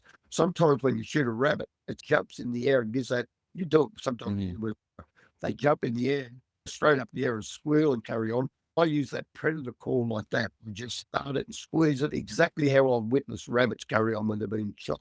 Yeah. Interesting. And the thing about a predator call, if you don't get seen or smelt, I've seen foxes that do not want to leave. Like you have a shot at them or your mate will have a shot at them and you keep squawking and they do not want to leave. Got you, because it's just too easy a feed for them, they think, or something. Yeah. I'll tell you one thing with this, and 3 times there, and I've copped the injuries from it. And a lot of other people probably tell you this because they probably haven't realised. I ended up with a golf ball sized lump on the back of my hand. I was using one of them predator calls. I had my gloves on, my 3D suit on, and I had a bloke from North Queensland. I got down in under some tree roots. He was above me. So I was in front of him, but he was above me on a bloody big gully, and it had all the tree roots going into the gully. I'm squawking. Next minute, I thought a big branch had fallen out of the tree on my arm. It was a kookaburra. He's come in because all you could see was the brown head. Yeah, of course. All you could see, and he's hit my hand at 100 miles an hour. I looked down, and the kookaburra's on the ground, stunned himself in that kind of way. But mate, I had a lot you wouldn't believe. Yeah, wow. And anyhow, quite often now they'll come in, but I had another instance with Ben Reese. Years later, I was telling him about it, and we went out, done a lot of whistling, got a lot of foxes in. But one spot, all of a sudden, you hear the kookaburras coming, and all of a sudden, one come in and just hit my face, nearly hit me. And yeah, Ben's got the big 3D hat that on his right next to me. He's got the big 3D hat that on. He turned his head to laugh at me, and the other kookaburra hit him further than brown. So yeah, just be aware of that. Yeah, wow. Talk about near misses, hey? Yeah. That's a definite hit. So just be aware of that. What else do I want to tell you about foxes? So I've called in foxes and wild dogs with that Scotch predator caller, the squawker. I literally saw a dog. I was with a friend and we saw a dog 600 meters away, and we were up on top of a hill, and it was down the gully and on the other side of the flat. And I essentially said, I'm going to get my caller out and see what we can do here, and just gave it everything. And it literally, he turned his head as soon as he started hearing it, poof, straight on us. Like, he was in on a string, straight to us. He did a little bit of a loop to get around the creek and came up the hill. And he just poked his head over the top of the hill. And yeah, it probably, I don't know how far he was, but yeah, that was my mate unfortunately missed him and he got away. Yeah. I caught one was in the middle of the rut. We were hunting in the snowy mountains, and he made Tom McCabe. He was bloody, and we were all hunting up there with the root curves, all bloody take down root curves. Anyhow, we're hunting for fallow. Then we're crossing this big gorgy country, and I was just in front of him. I said, mate, look at this. There was a big brindle. I'll send you a picture after we talk. You ain't getting this, but it's a big brindle bloody dingo. Probably got a dog in it. Yeah, like Alsatian. On wallabies. And I said to Todd, I said, mate, So I said, quick, get in here. I said, and I gave it a smooch, nothing else. Yeah. I just smooched on the back of my hand. This thing, and I couldn't see the dog. It had run round, but Todd could still see it. He said it stopped and looked at the wallabies, looked back at me, looked at the wallabies. He said, and then just bolted. Mate, he shot it 7 metres front on with a Davies Concord in the front of the chest and out through the side. Yeah. And 15 metres, massive dog. But what I was going to say to you, even up the Cape, I've called dingoes in, or wild dog, whatever you call it. I've called them with a smooch. I carried a fox with me up there. Yeah. And I've called them in. I've called them in with the smooching with the foxes. So Yeah. I don't think I've got one with the, what do you call it? I call it the land hail, which is The Scotch Predator collar, I think it is. Yeah, the big black tube. We call it the black wang, but yeah. got other names for it too. That's why I was flies with them stuff.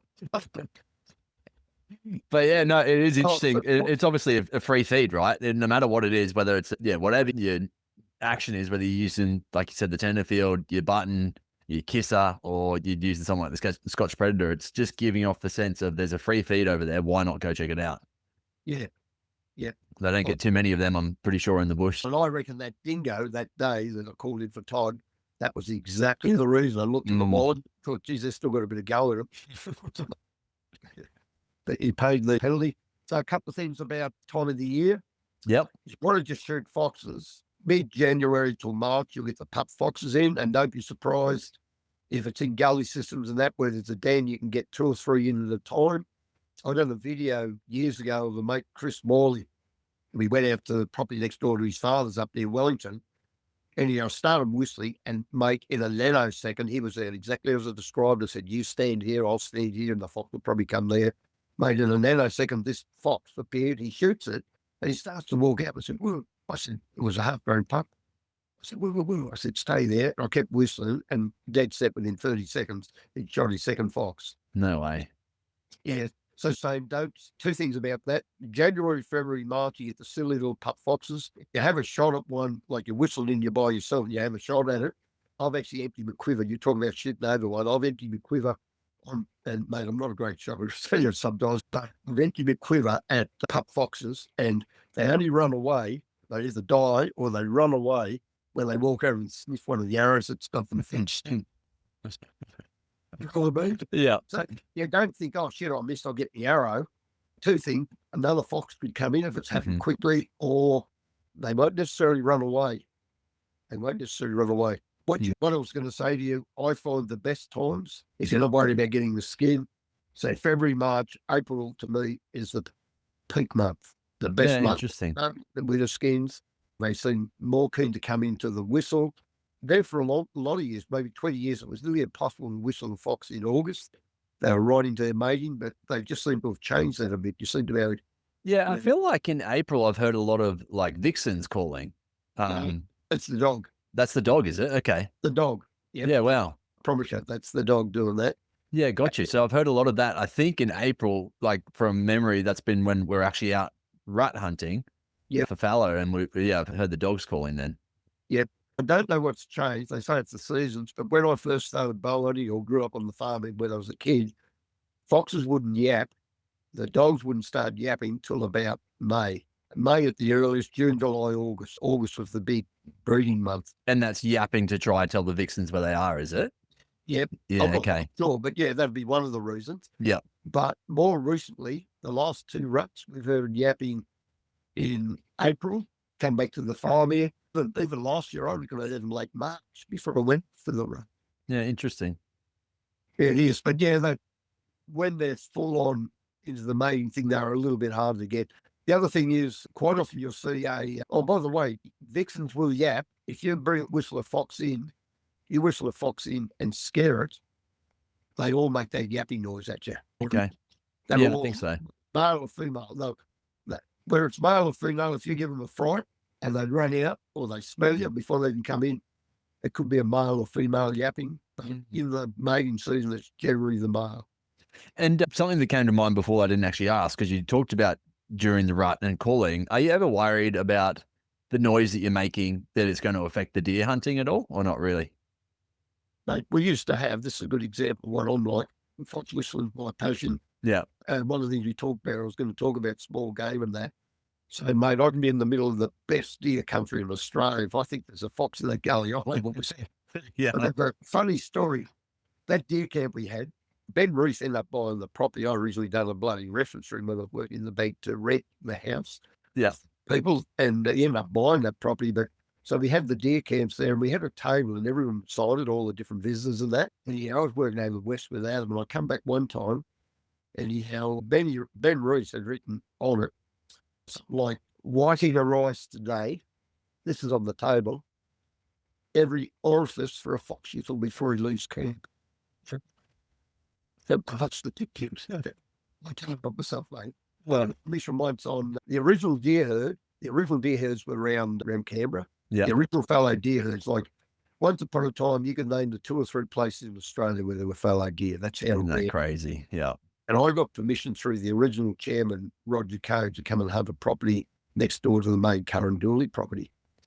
Anyhow, we get on there, it's all bracken fern and briars and just gullies, perfect fox country.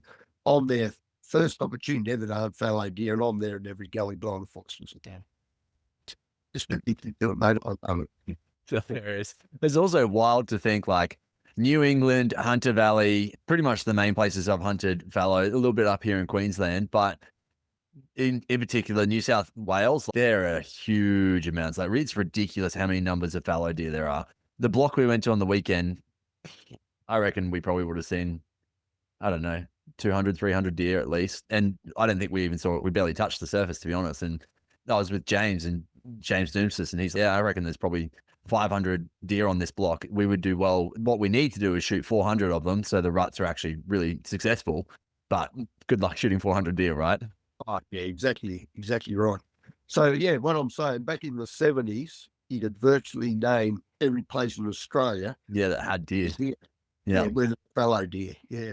And the Samba, all that country I hunted, when I had 3 stints in Albury Wodonga down, and hopefully you'll get down to the trophy takers. Yeah, I really want to this year. Yeah. And bring your bow anyhow, but you'll get a Samba hunt down there for one of the boys. They're all keen hunters down that way. Yeah, amazing.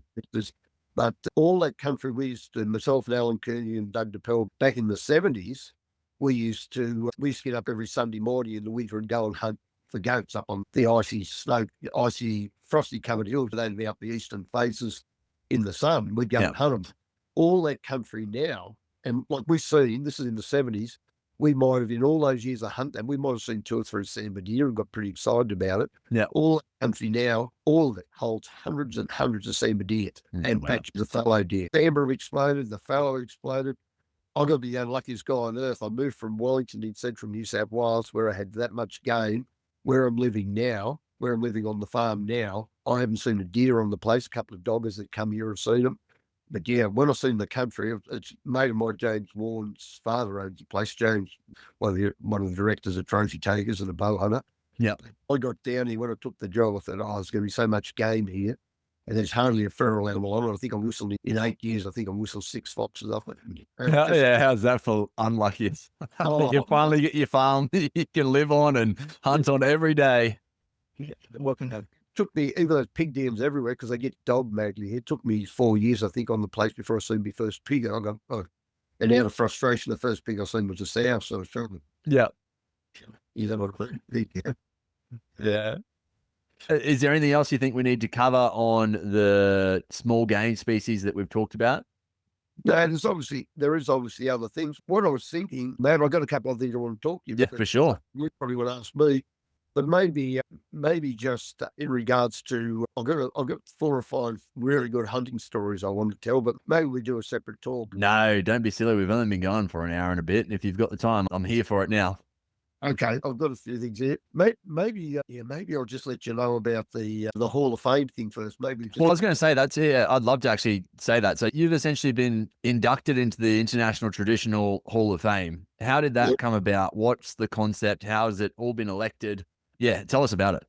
Okay, so what happened probably this time last year, Ian Fenton, and he had a few other blokes behind him, I think Betty Solaris and Steve Demetriou, and then Les Simpson and a couple of the guys out of Traditional Archery Australia. They approached me through there and said, Dave, they've just made, and we've made known fairly through a few different Facebook sites here in Australia, they've just increased the Hall of Fame from the USA to worldwide.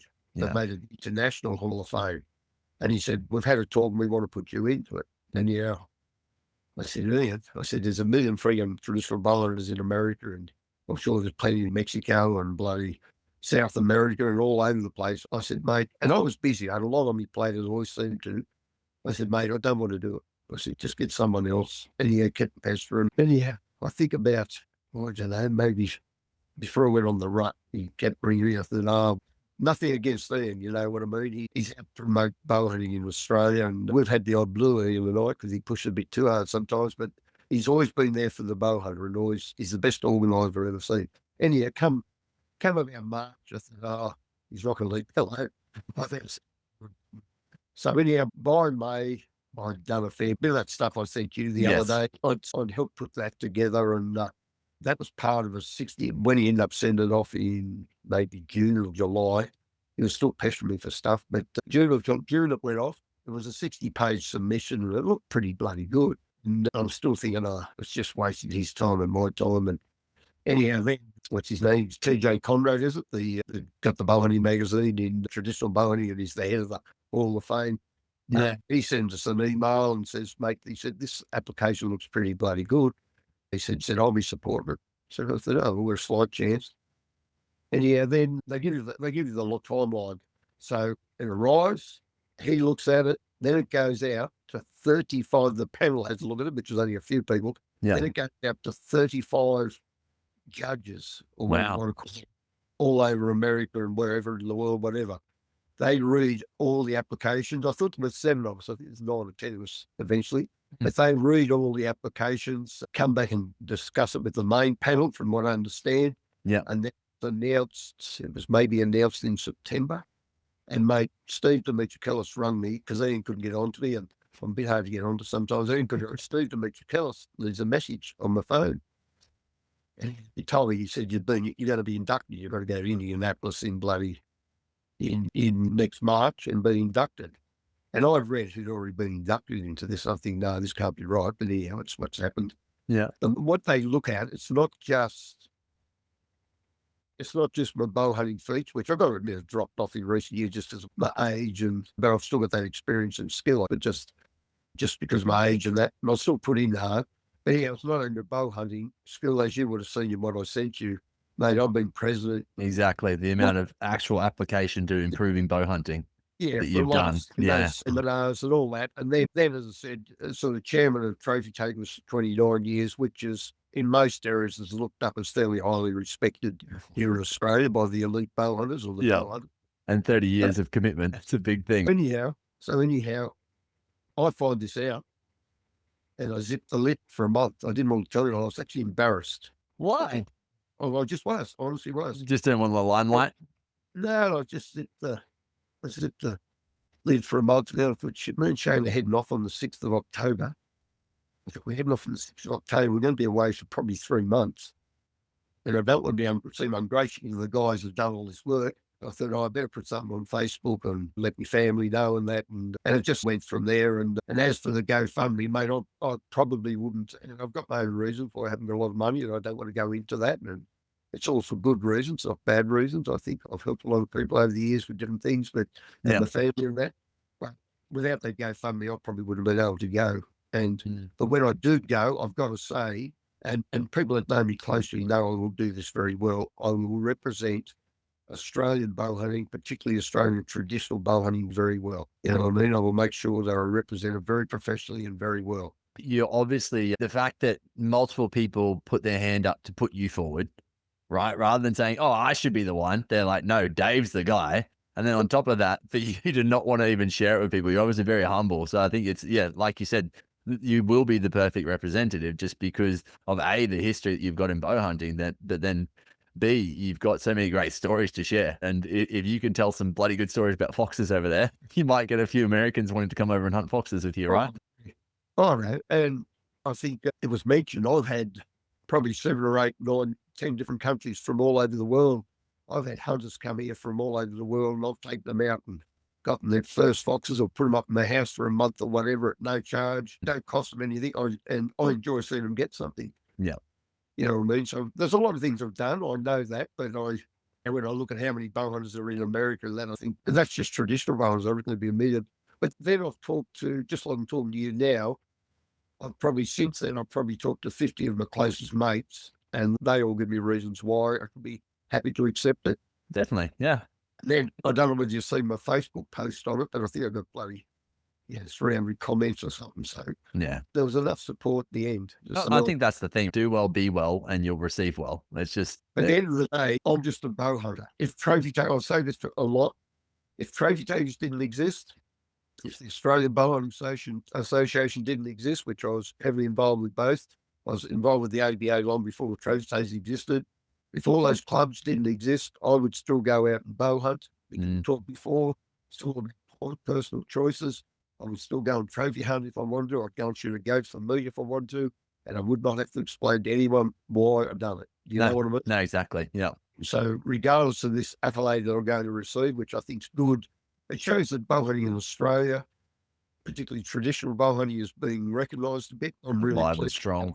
So I'm pleased to be that side of it. Yeah, mate. I think it's absolutely amazing. In regards to the GoFundMe, I will put it in the link in the show notes. If anyone's willing to, I'd say definitely commit to that as well, just to help that, have that the representation over in America as well. When you're over there, Dave, it's absolutely incredible as an accolade. But I think very similar, not trying to say anywhere near what you've done or whatever, but essentially the concept of the podcast, what's always kept me really motivated to keep it alive has been the fact that I get messages from people saying, thank you for what you put out there with the bow hunting information, because it really helped my journey and it helped me to get into bow hunting much faster than what I ever could have if I didn't have that information. And really, it's actually an accolade to all of the people who have been on the podcast, the guests that have been on and been willing to share their knowledge. And I've found that since getting into bow hunting, that everyone is so willing to share their knowledge. Maybe not their spots, but that's all right. That's because that's the nature of the beast, isn't it, with what we do with bow hunting? But everyone is willing to say, look, mate, have you tried this? Have you done that? This is what I found worked really well for me.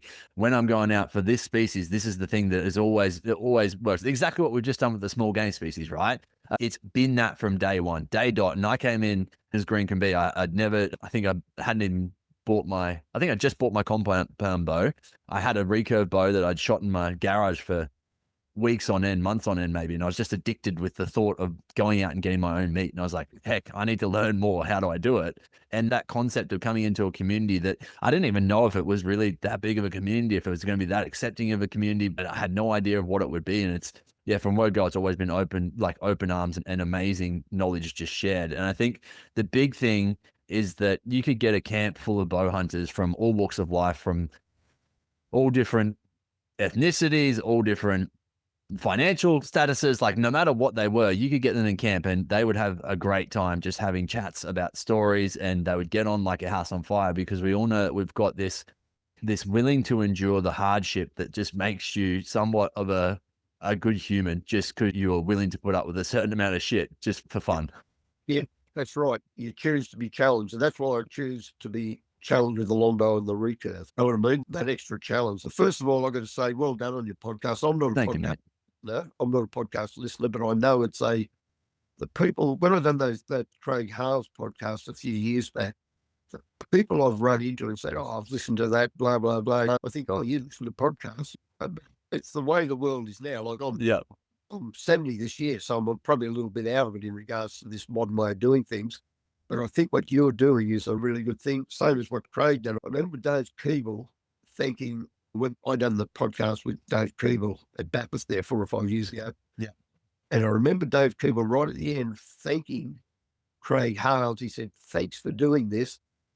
He said, you got guys like, well, both Dave, he said, you got guys like me and Dave, talking as Dave Keeble. He said, and I want these stories recorded. I'm so glad you're recording them, because otherwise it just disappears.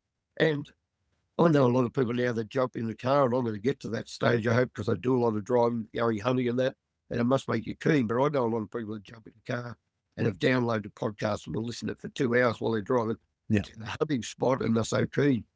It's a bit like sitting the old days, not the old days, we still do it, mate. You can't sit around campfire, still and telling stories, the best part of bowhunting. Yeah, 100%. And we actually had a talk the other day, and I said, if it all comes to eventuation, which I really want it to, when I come down to trophy takers, is that if you're willing to come and sit with me and pull the different guys in that we need to get the stories of and just capture as many stories as we can, because I've got these wireless mics, it's very uninvasive. They can just talk to us like we would around a campfire anyway, and hopefully capture a lot of the old boys stuff and the information and the stories that they have, because you're right, it's so fascinating. And like you said, it gets you so excited to go hunting as well. Like I'm sure many people, like just after this conversation that we've had just now, I'm very eager to go and shoot some foxes.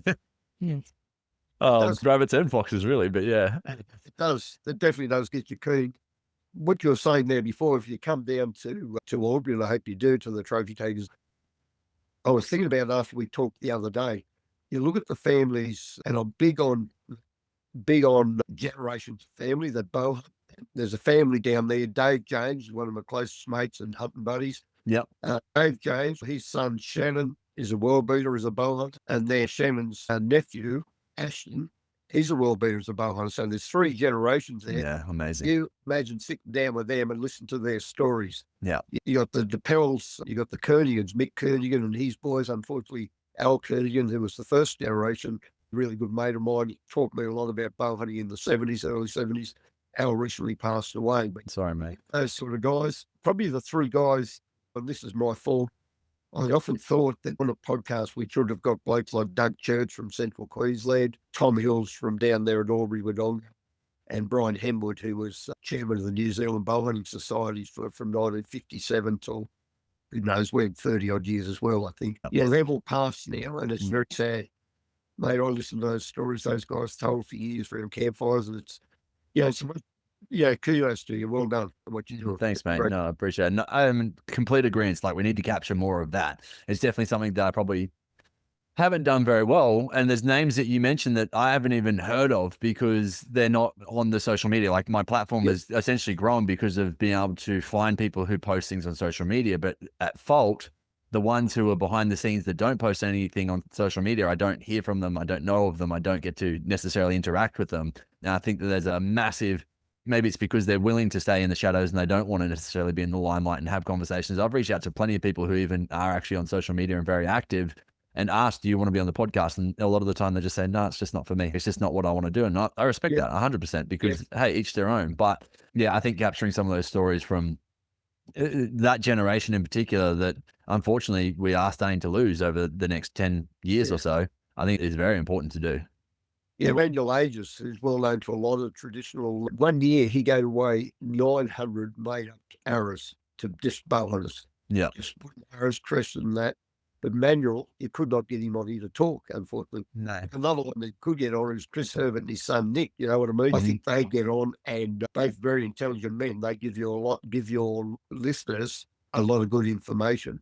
The fellow Wayne Cressy that I started bow hunting with way back in 1969, still lives in Canberra, still lives in the same house his family built in 1968 or whatever. He bought it off and they've since passed, and he's raised his kids there. I walk into Wayne's, and he hunted a bit with the compound, but a great recurve hunter. I walk into Wayne's trophy room, and I think, mate, he hunts half as much as me, and the game here is with a bow and arrow, but you could not get a cattle prod and make him go on a bloody podcast. No, yeah. And mate, he's got as many stories as me, but he's just, I don't know whether it's shyness or humbleness or what, but it's just in some people, they just want to keep to themselves, and that's all well and good, I think. Mate, I think one of the things that I really love hearing is stories of the bush, but also near misses, close encounters. Like, essentially you told us the stories of the kookaburras. That's like the stuff that people almost don't believe, right? When you're out in the bush. Like, I had an experience where I had a wild dog almost run into me. It was only because I was like, oh, get out of here. And I started yelling at him, but he stopped and pulled up and ran the other way because your camo is so good at times. But yeah, things like that. Is there anything that kind of springs to mind for you based on stories like that? I think you should ask. But not a few. Yeah, that's what I mean. Go for it. Tell me, what do you have? So what I'm going to say, I remember in Craig's podcast, I told the story. We backpacked in maybe 1977. John Ursham, Richard Snape, and myself, they had the magazine in Canberra, or Archery Action. They started the Archery Action up in Townsville. They moved to Canberra, and I've become friends with them. We done a backpack into the Macquarie Marshes. It was August. It was freezing cold. Macquarie Masters was the famous Mm. wild pig country, northwest of Dubbo there. That's where Fenton done all his hunting and shot hundreds of pigs, as did a lot of mine with mates. Ersham, Snape, and I done this backpacking.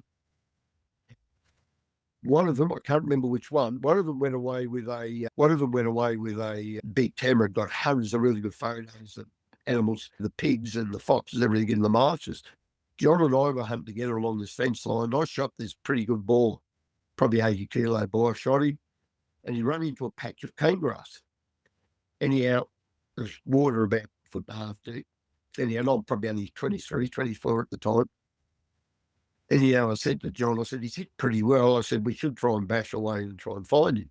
So John was up for it. So we get this, lean our bows against the trees, get this big stick, we bash him with the cane grass, and we get him to about 2 meters from his stand in the water, gnashing his tusks. So what happens? I said, we'll go back and get the bows. We go back and get the bows, because I'd already hit him. So I'm in front of John, I'd have done it out 100 recurve. Come to full draw, shoot this thing, and in a split second, I've turned to run. John had a brand new, was when compounds first come to Australia. John had a brand new Carroll's compound been sent out, pristine condition to do a bow test and right up in the magazine. I've turned to run in the water and the cane grass, tripped on the cane with this pig at me, knocked the bow out of John's hand. I'm laying on top of the bow, water up to my neck, across my shoulder, and I've got this pig by the throat, holding her off. And their bows are leaned against the tree. Well, my bow's back leaned, I've knocked my bow down, but anyhow, what John done, the stick was leaned against the tree when we went up the bow. So John's gone back and given a couple of hits over the head. Got it off me. It was a good ball. Like, it was about a 25-point ball. But yeah, that was one example. I've had a few balls on top of me over the years, but a couple of other stories I want to tell. Boars, is that because you've gone into them too soon, or they've just turned on? Yeah. So when you've gone in for a second shot and they've essentially had to go. Yeah. Okay. Yeah. And he probably would have died, but he still got you. Can you stop for a second? I've just got a low battery. I'll just plug it in. Can you do that? Yeah, I'll pause. All right, go on. Yeah, I forgot what I was up to, but Maury Walsh in the Albury Club many years ago, he was in the Macquarie Marshes and he got ripped pretty bad by a boar hunt with a bow, and he went into the hospital at Warren, and the nurse said, she said, another one. He said, what do you mean? He said, we stitched that many people up in the bum here. She said, they come up from bloody Melbourne and Sydney, no experience in the bush, go hunting wild boars. They get chased, get up a tree, and then the pig up and walk up behind them and rip their bum open. So she said, we've sown a few over the years. It was actually in his bum that it ripped him open a bit. Yeah. He's actually his asshole. Wow, far out. Yeah. Have you ever asked Mick Watts to go on the... No. Mick got a bad rip when he was being guided with, or not really guided, but he was away with Billy Baker many years ago. So okay.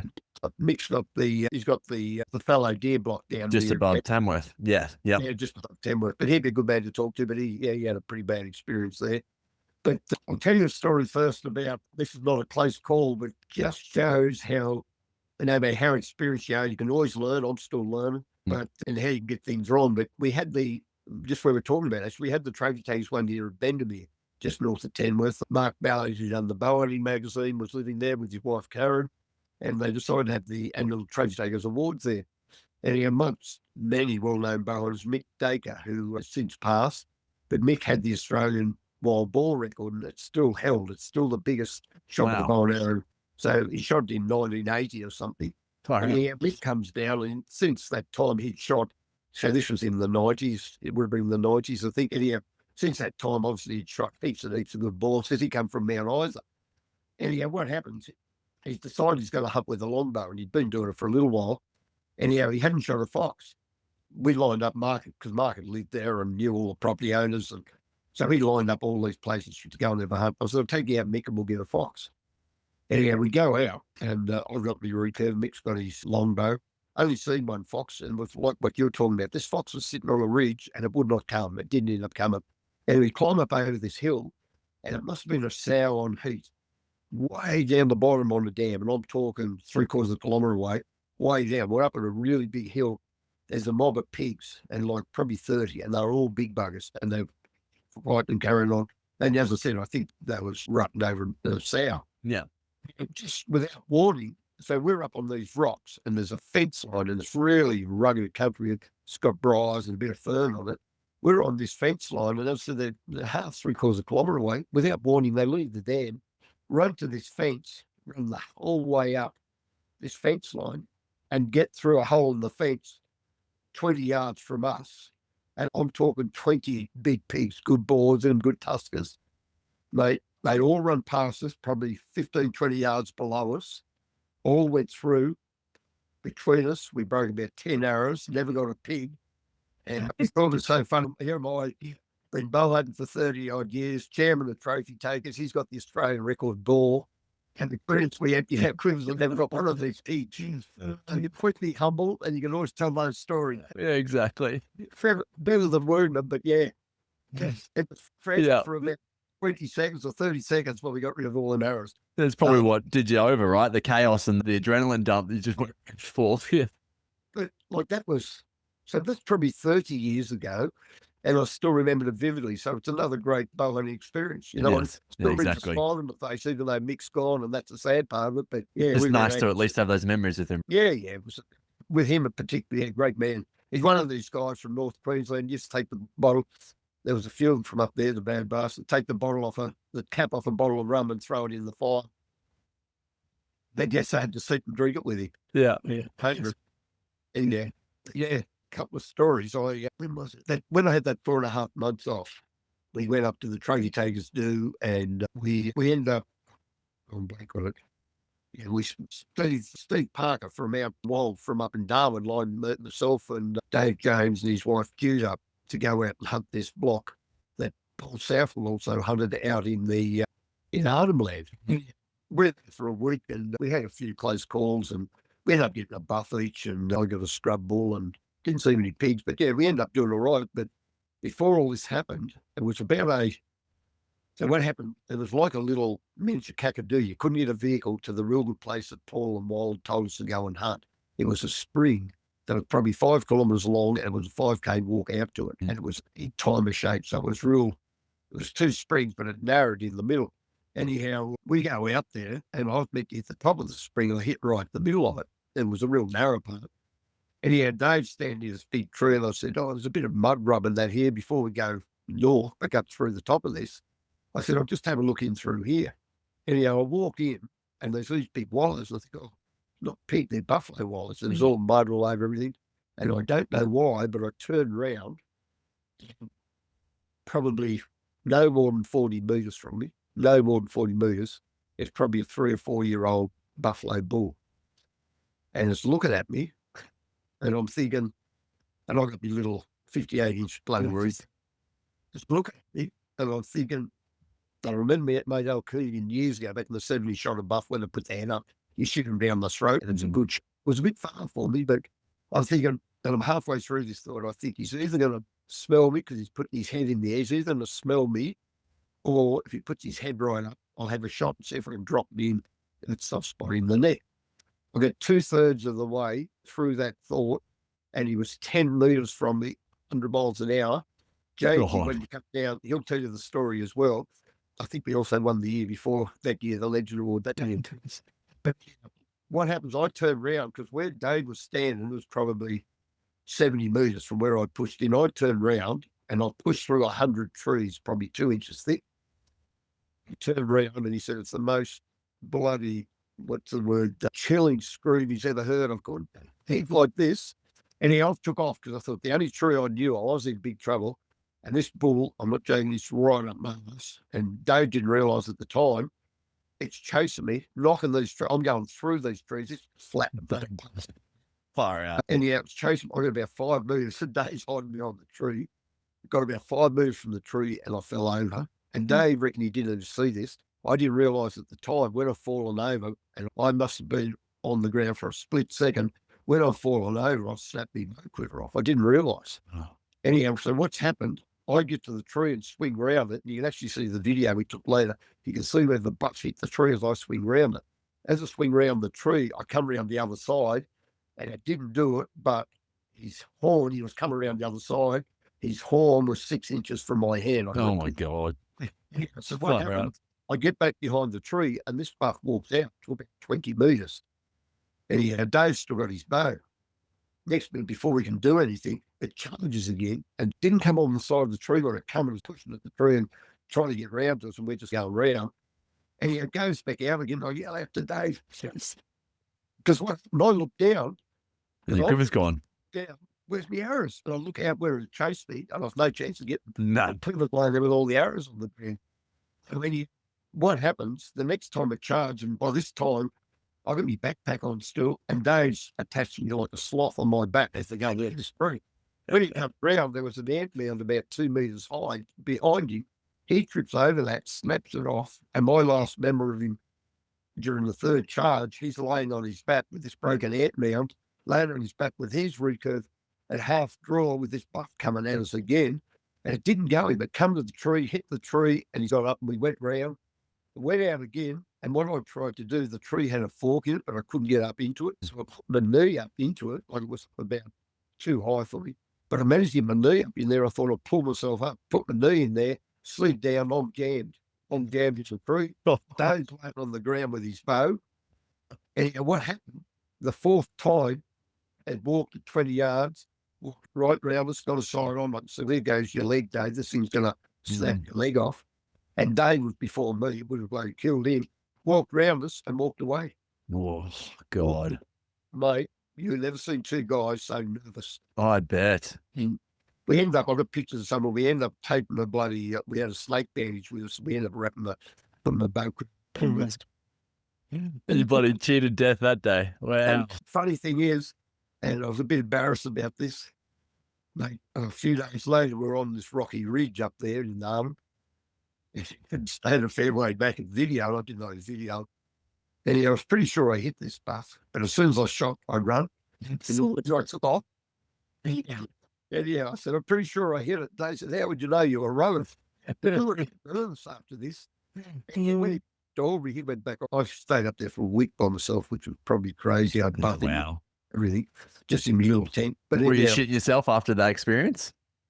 Only in the bush, in my camp, and that I was all right. Had two more in my camp, and one knocked me clothesline down, which was behind me tent in the dark. But I stayed there for a week by myself and had a few close calls. When I got back, next time I go down to Albury, Danny's got this video and showed everyone this video of me shooting at this buffalo, and he reckons the arrow hadn't even reached the buffalo. I was You're running. And he's all good fun. And Walt Parker, who I was hunting with him, and he was carrying after we'd had that experience, and he's a gunman, was a very good bowhunter. He lives in Darwin.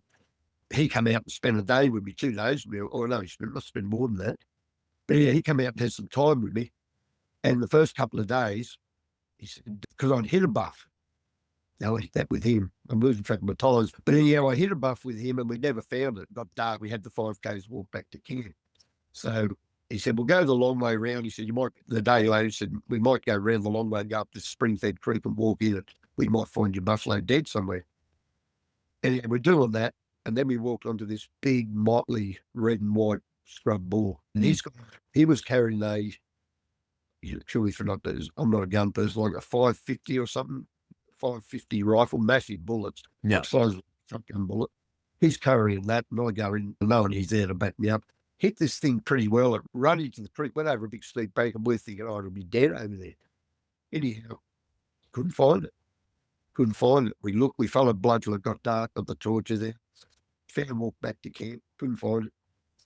Anyhow, I don't know what happened. Must have been about a day later, 2 days later, because he'd taken the gun out 2 days in a row as a backup for me after what happened. Third day, he said, I'll just take my recurve today. He said, just go and have a look for your buffalo.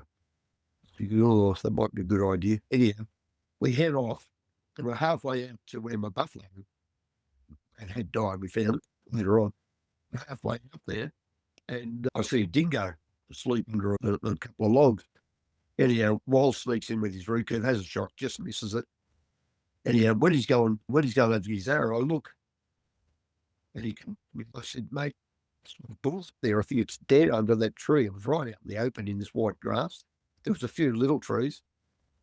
And then we seen its ear move. He said, oh, you better go and give it one more. I hadn't seen enough, and I've had a few close calls with scrub bulls. So anyhow, he said, go in and give it one. And I'm a bit nervous by this time. And he's only got his bloody 70-pound or 65-pound recurve as well. So anyhow, what happens, I sneak in, hit this thing in the kidneys from about 40 yards. I turn around and get in the 90, saying, yeah, from me. Mate, I've hit this thing in the kidneys, and in an instant, like it is like a jack in the box. It turned and it's coming at me. And I've just sprinted. I'd already picked a tree, but it was about 30 odd meters away. I run at the base of the tree.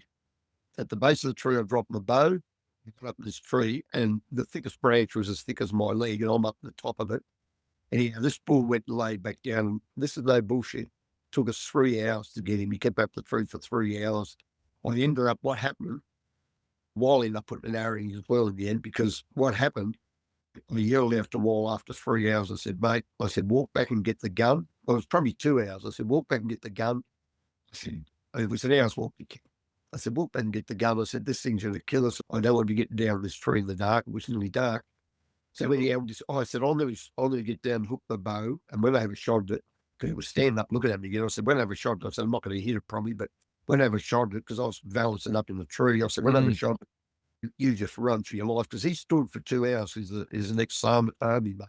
He stood for 2 hours with his bow by his side. This bull was looking at him. He's right the 8 in the long grass, 80 metres away, and I'm 40 or 50 metres from him. So I said, I'm going to shoot at it. I yelled out, I'm going to shoot at this thing. I said, when I shoot you, run. I said, you go back and get the gun and finish it off. Sadly, I said, I'm not going to get it.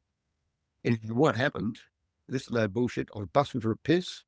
I thought, I'm not going to have a piss in myself, knock the tree down.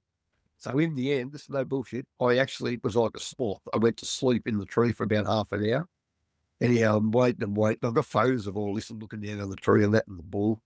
I'm waiting. I think it's going to get dark. Next minute I hear, shook.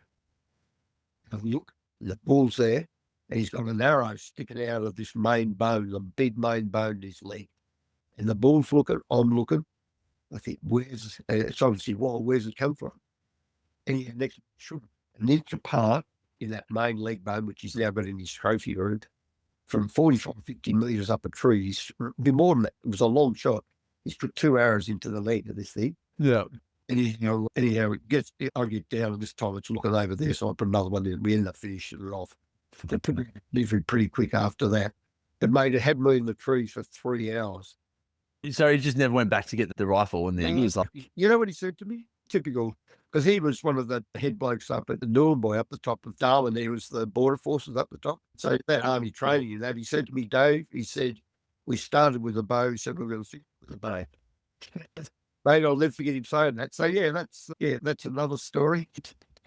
I got a few more, but what I really want to tell you, after I was up at the boys, I think I mentioned this to you, the boys at Strathburn let me hunt out the back. They let me camp out the back by myself again for 3 weeks. More took me out and showed me a bit of country and said, we don't hunt this much. They have seeds because I showed a lot of spots in the GPS where there was heaps going to be. They said, we don't hunt this much anyhow. I ended up staying out there for 3 weeks. And Brad Smith, he said, the grand finals on. He said, come in and watch it on your way. I was going to Weeper. Todd and Steve Fairbrother had been offering me and Manuel Aegis since about 2010 when they come down and got their first foxes in New South Wales. They'd been offering me this quad hunt where they go in the bush for a week on Aboriginal land. They both worked there and had permission to all the permits and that. This was, I can remember, maybe 2020 or 21, finally get up there to do that. So I go and watch the footy with Brad. He shows me the background of Strathburn. We go up to Weeper.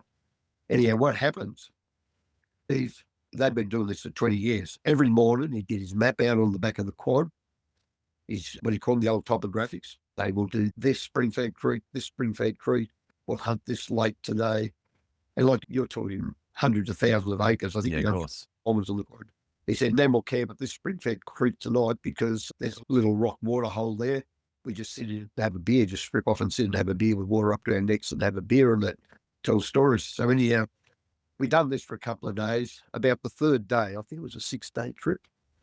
About the third day, same as normal. And what was happening, they had compounds. We'd pull up, he'd say, we walk up this creek for 3 kilometres and then come back and get the bikes and go to the next one. I was going on, let's say, the left-hand side of the creek and they were going on the right-hand side. And I'd already got 2 really good boars on the run. They'd put them out and I was, even though, was I staying in front of them? Yeah, I can't remember. I was always a little bit in front of them on the other side of the creek. And I got two really good balls on the run where they'd push them out and I'd hit them, and I got both of them. And anyhow, this particular day, and I've done it while I've done it, we're walking up this creek and Steve and Blake Toby are on the other side. And for some reason, Steve's come over and he hadn't been walking with me long. He said, oh, Toby's just back a bit. Hadn't been walking with me long, and I seen a big saddleback get out of the creek and go the other side. I said, Steve, I'm going to go over after that saddleback, because I said, mate, they've normally got really good tusks, so he's a big pig. Anyhow, so what happens, I cross the creek, stayed on this side. When I get over there, I actually videoed this. Toby's there through the trees. You can see him, he's at full draw on this saddleback as it's walking. He shoots it, and he thought it'd run up onto the rocky ridge. He thought it'd run up there onto the rocky ridge. Anyhow, I went back along the creek, and it's standing in these little bushes about an inch thick. So I have a shot at it. I think I hit it in the, on that bow on the leg, and it's run down a cattle pad. And I didn't know, but Toby had come back in behind me and was standing on this cattle pad. This big black and white boar, 80 odd kilos, this big black and white boar has run past me, thank Christ, next to me here, like this. And I take about 3 steps. Toby has dropped his bow in under a branch, as thick as a football, in under a tree that's bent, holding in underneath. He can't, just no branches on it, but it's that curve shaped like a boomerang, and he's in under the bend. And the boar is about a foot from his nuts. And the bow's laying on the ground. And the worst part is, then from there, I'm colourblind, I could see his hand. I could see, you're still there? I could see his hand. The thumb was completely shredded, and all his thumb is hanging like a tablecloth. Oh, God. Yeah. Mate, the reason I'm telling this story, I'm not always a great shot, but it's one of the best shots I've ever done in my life. I thought, if he moves or this boar moves, I had to shoot. I thought, if he moves or this boar moves, I'm going to hit Toby, and then I'll have all hell to pay for. But I thought that this boar's going to disembowel. Anyhow, I shot, and Toby later said to me, he said, it was a Cayuga old school. I hit the perfect 20, and it was sticking out about an inch the other side of its chest. And I've actually got a photo of it. So the Cayuga's coming up the side that Toby's on, but not right through. It wouldn't have hit him. No. But it's coming out that side. He said, Dave, he said, I've never been so happy to see an arrow sticking out of a pig. And he hit her, run away and died. And Steve, his old man, because he'd watched all this, he was, mate, he'd have beat anyone in that 100 metres to get across there. And that pig, you'd reckon it was a 34 pointer. It pulled short. It was 29 6/8 or something. The worst part for Toby, we had to bandage his thumb up, and we had another 3 days, probably a couple 100 kilometres of riding the quad. He had to drive. It's like driving a motorbike. Jesus. He had to drive with one of his other fingers, the throttle, for 3 days. How was his thumb after the 3 days? Did it survive? Yeah, mate, we bams it. We, believe it or not, because Steve's a bloody paramedic for in Rio Tinto, got all that training. We didn't have proper bloody, he thought he did, but we didn't have the proper medicines. So I had betadine lip cream. Anyhow, I used the bloody lip cream and put that on, and then we put a bandage on it, and we just changed it every day, salt water and that on it. When he got back to Weeper, his mum sort of in panic said, oh, you need to go to the hospital. He said, I'm not going to the hospital here. He worked in Cairns. He flew back to Cairns, went to the doctor. He said, we don't need to do anything. He said, that's a great job. Wow. They went peeled up. Yeah, far out. But yeah, I've probably got a few other stories. I think we probably should start to wind up soon. But Yeah, I reckon we've got time for 1 or 2 more if you do. okay, well, But actually, that's a good chance for me to say I did a podcast on bush first aid a while ago with Chrissy Pisani, and that's definitely worth going back and having a listen to if people haven't listened to it and they want to know a little bit more about bush first aid and things that they should. It's just essentially the basics of, hey, if this happens in the bush, this is essentially what you can do to help yourself. And I carry a first aid kit in my pack. It comes with me everywhere, every time I'm out hunting. Yeah, I reckon everyone should, especially with the deadly snakes that we've have here in Australia. Like that, it's almost a no-brainer, I think. But you never know what situation you're going to get into. no, exactly right. Yeah, another story I'll tell you is this trip we've just been on. It was around that Muttaburra area there, and we hunt that channel country. Shane shoots a pretty good pig. And if anyone did an arrow sharp at Shane, he's just a master. And we thought, oh, you'll get it with pretty good blood. Anyway, followed it. Sure enough, we left it for a while, but then we put it up again, and it went and laid down. We're on the inside of the creek, and I seen I seen it laid down, but Shane just walked past it. And I'm trying to get his attention. I didn't want to put an arrow. I thought I'd let him finish it off because it was pretty bloody sick. And Shane's walked past it on a cattle pack. And I'm sleeping. I thought, I'm going to have to shoot it because it's going to smell him in a second. And I was just a bit pulled back and I took off. And yeah, I'm coming towards you and he looks round and this pig, this and big boar, like it made it be 80 odd kilos, a big black and white boar. And actually saying three. Oh, like this, I look around the tree and this thing is absolutely flat and shut. Hit him in the head. God. But it kept going. It kept going, luckily. So. Lucky. Yeah, far out. Yeah, I've luckily never had boars be very aggressive to me. Every time I've shot them, if they've come close to me and they see me move, they just go the opposite direction. I've always gone in with the theory they're more scared of me than I am of them, but I think it might undo me one day, maybe. Yeah, they usually are. As I said, I've said a lot of people, like in my 20s and 30s, I had a lot of close calls, with pigs. And as I've got older, although I think back now, after I had that incident with Steve and Toby, I thought back to the 3 weeks where I shot 8 good boars on Strathman hunting by myself. And quite often I was out in the open hunting by myself. No one would have known where I was. I do carry a PLB, which I'm for working on the farm here. Yeah. But I think back now, all those pigs, I did wound a couple as well. All those pigs that I shot and had to follow up, any one of them could have killed me. Not so much more my age, like when I was 25, 30s, you'd find a way. Yeah. But not all. It only takes one rip. They hit a femoral or something like that. Oh, exactly right. Yeah. So I thought back on that after that happened with Toby, because after I went up north and I seen how quick that all eventuated. Yeah, it happens. Yeah, exactly. Yeah, I'm actually going on my first buff hunt this year. And Harry, the guy I'm going with, he goes, do you want me to bring my rifle? And I said, no, we'll be fine. We've bow hunted enough. We'll be fine. And he goes, yeah, but you got to think we've both got wives and kids that we need to come home to now. And like, I'd never thought of it like that because I've never hunted big bovine species where you need to be cautious of it at all. But yeah, after hearing some of your stories, we've already come to this decision that yes, he's going to bring it because it's a little backpack rifle that you can take. But yeah, after hearing some of your stories, it's a definite. We'll definitely bring that rifle. Well, if you don't know it already, and you probably do, mate, the scrub ball is 3 times the risk of a bloody buffalo. Which is what I'm most excited to hunt, to be honest. Scrub.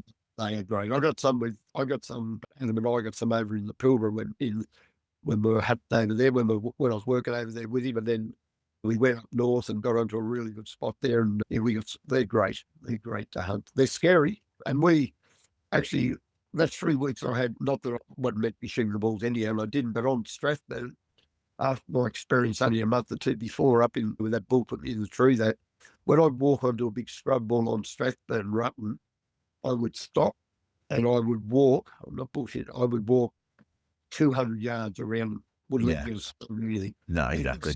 They're just unpredictable. And you get Shane DePell on at some stage. He'd be down there at Albury. You get him on at some stage. He's got a really, him and Ian Summers and that bull charge. And he tells the story real well. Yeah, okay. Yeah, we'll make sure that happens. Of all the hunting that you've done, is there stuff still left on the bucket list that you got to do? Hey, I just always want to find a good patch of rabbits because that. But I'm hoping to have, because Adam's living over in America now, so I'm hoping to have a bit of a hunt over there when we go across for the induction. What time of year is your induction, did you say? March. It's the worst. Yeah. So what, you might be able to hunt a few pigs and coyotes or something? Yeah, something like that. We've got to work that out. Steve's going over. He's going to go over and support because Fenton can't go. So Steve's going to go over with me, and Benny Chambers going to go over, and then amazing. The boys and one of their partners is going to meet me at the induction. They're going to fly over as well. So, where is the induction? You said Indianapolis? Indianapolis. Yeah. So Adam's living in Utah, but I think we'll probably go south from Utah because March is early spring, but it could still be quite cold there. So it's not a good area to hunt, apparently. Go fly into Texas. You can hunt everything and anything, right? Yeah, with enough money, but that's the thing. So we're going to get over there first, and then nut it out from there. Yeah. So I've now had 5 or 6 trips up on the Triple, and I just thank everyone that's given the opportunity, from Paul Southwells and the Frollos up there, and even Dan Smith. This trips. We went over visiting. We went over and visited Dan because he was next door, and I first met Dan in 99, I think 1999. Went over and he let us have a hunt on Niles Station for a day without paying, and There's so many people. I've had 5 or 6 big opportunities on Cheadle now. Unfortunately, I've lost a couple, but I wouldn't mind getting one of them just because they've been a bit of a nemesis for me. Yeah.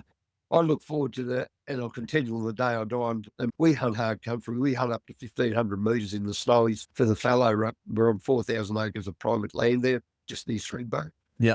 Yeah. And Amazing. the fallow deer, I just count the full moons down, as a lot of bloody addicted fallow deer hunters do. I just count the full moons down, and so basically, I'll be in America probably till late March. Come back, have a week at home, sort things out here, and then go up to Go check the fallow. Yeah. probably go up there for 3 weeks. Yeah. Yeah. Amazing.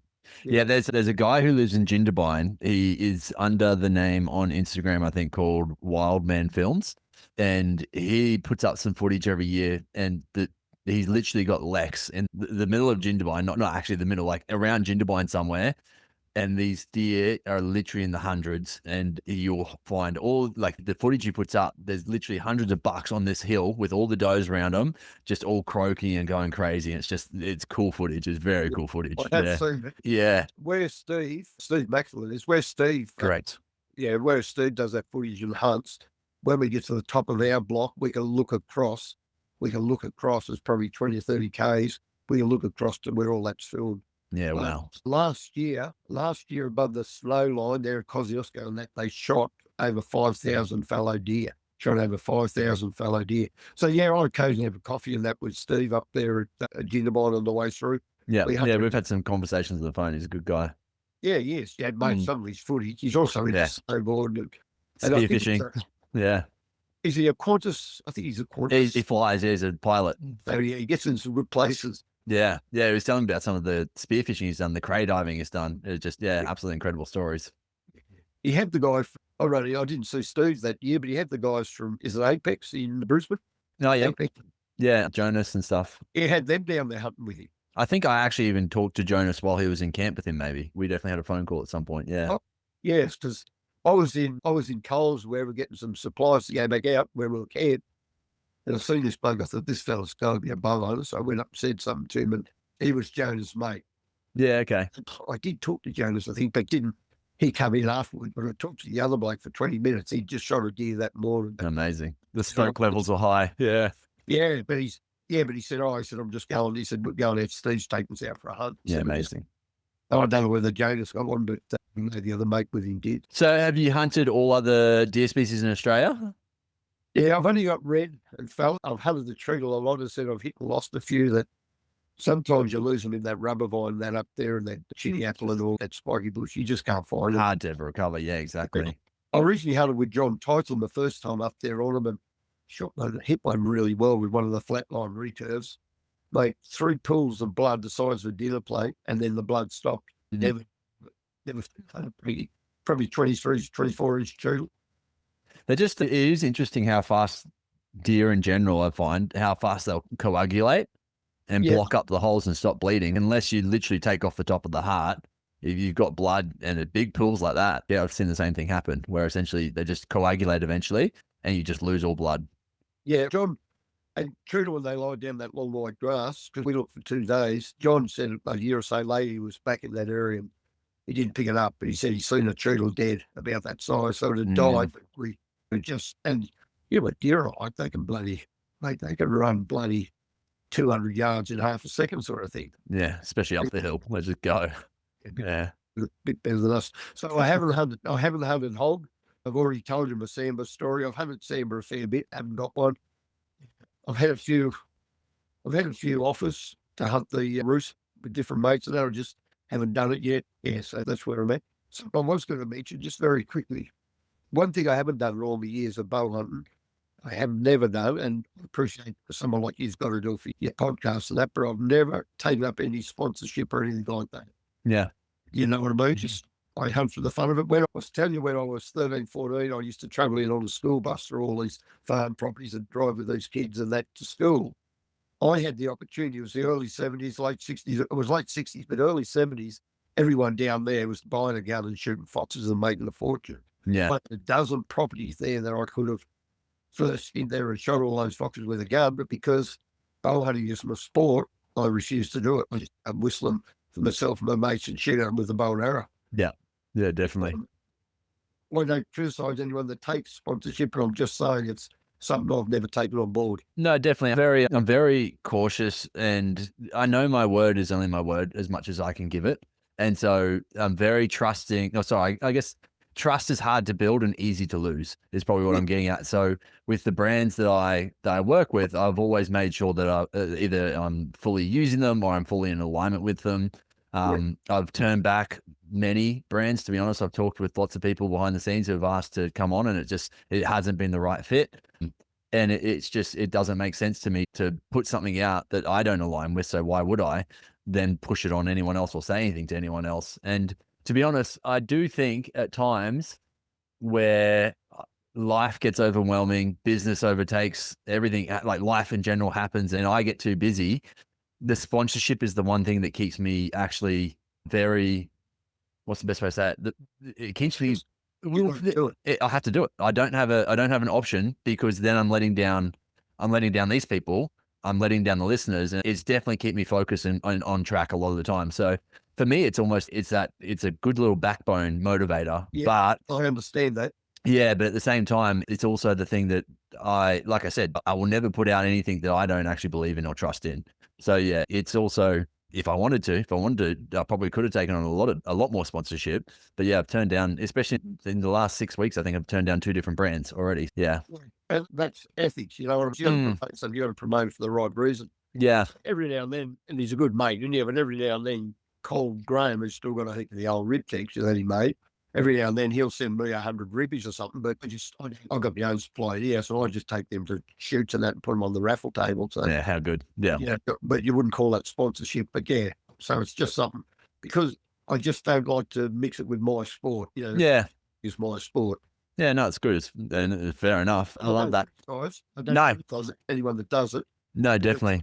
I don't criticise anyone that hunts with a compound. I've said to everyone and anyone that's been to one of my trophy takers, one of the trophy takers dues, when I'm doing the presentation, it doesn't matter if they've shot the best of species with the most high-tech compound or a silk boat. I give Yeah. them the same credit. I give them the Yeah, same credit. definitely. Yeah. You Bow made hunting is that bow choice. hunting.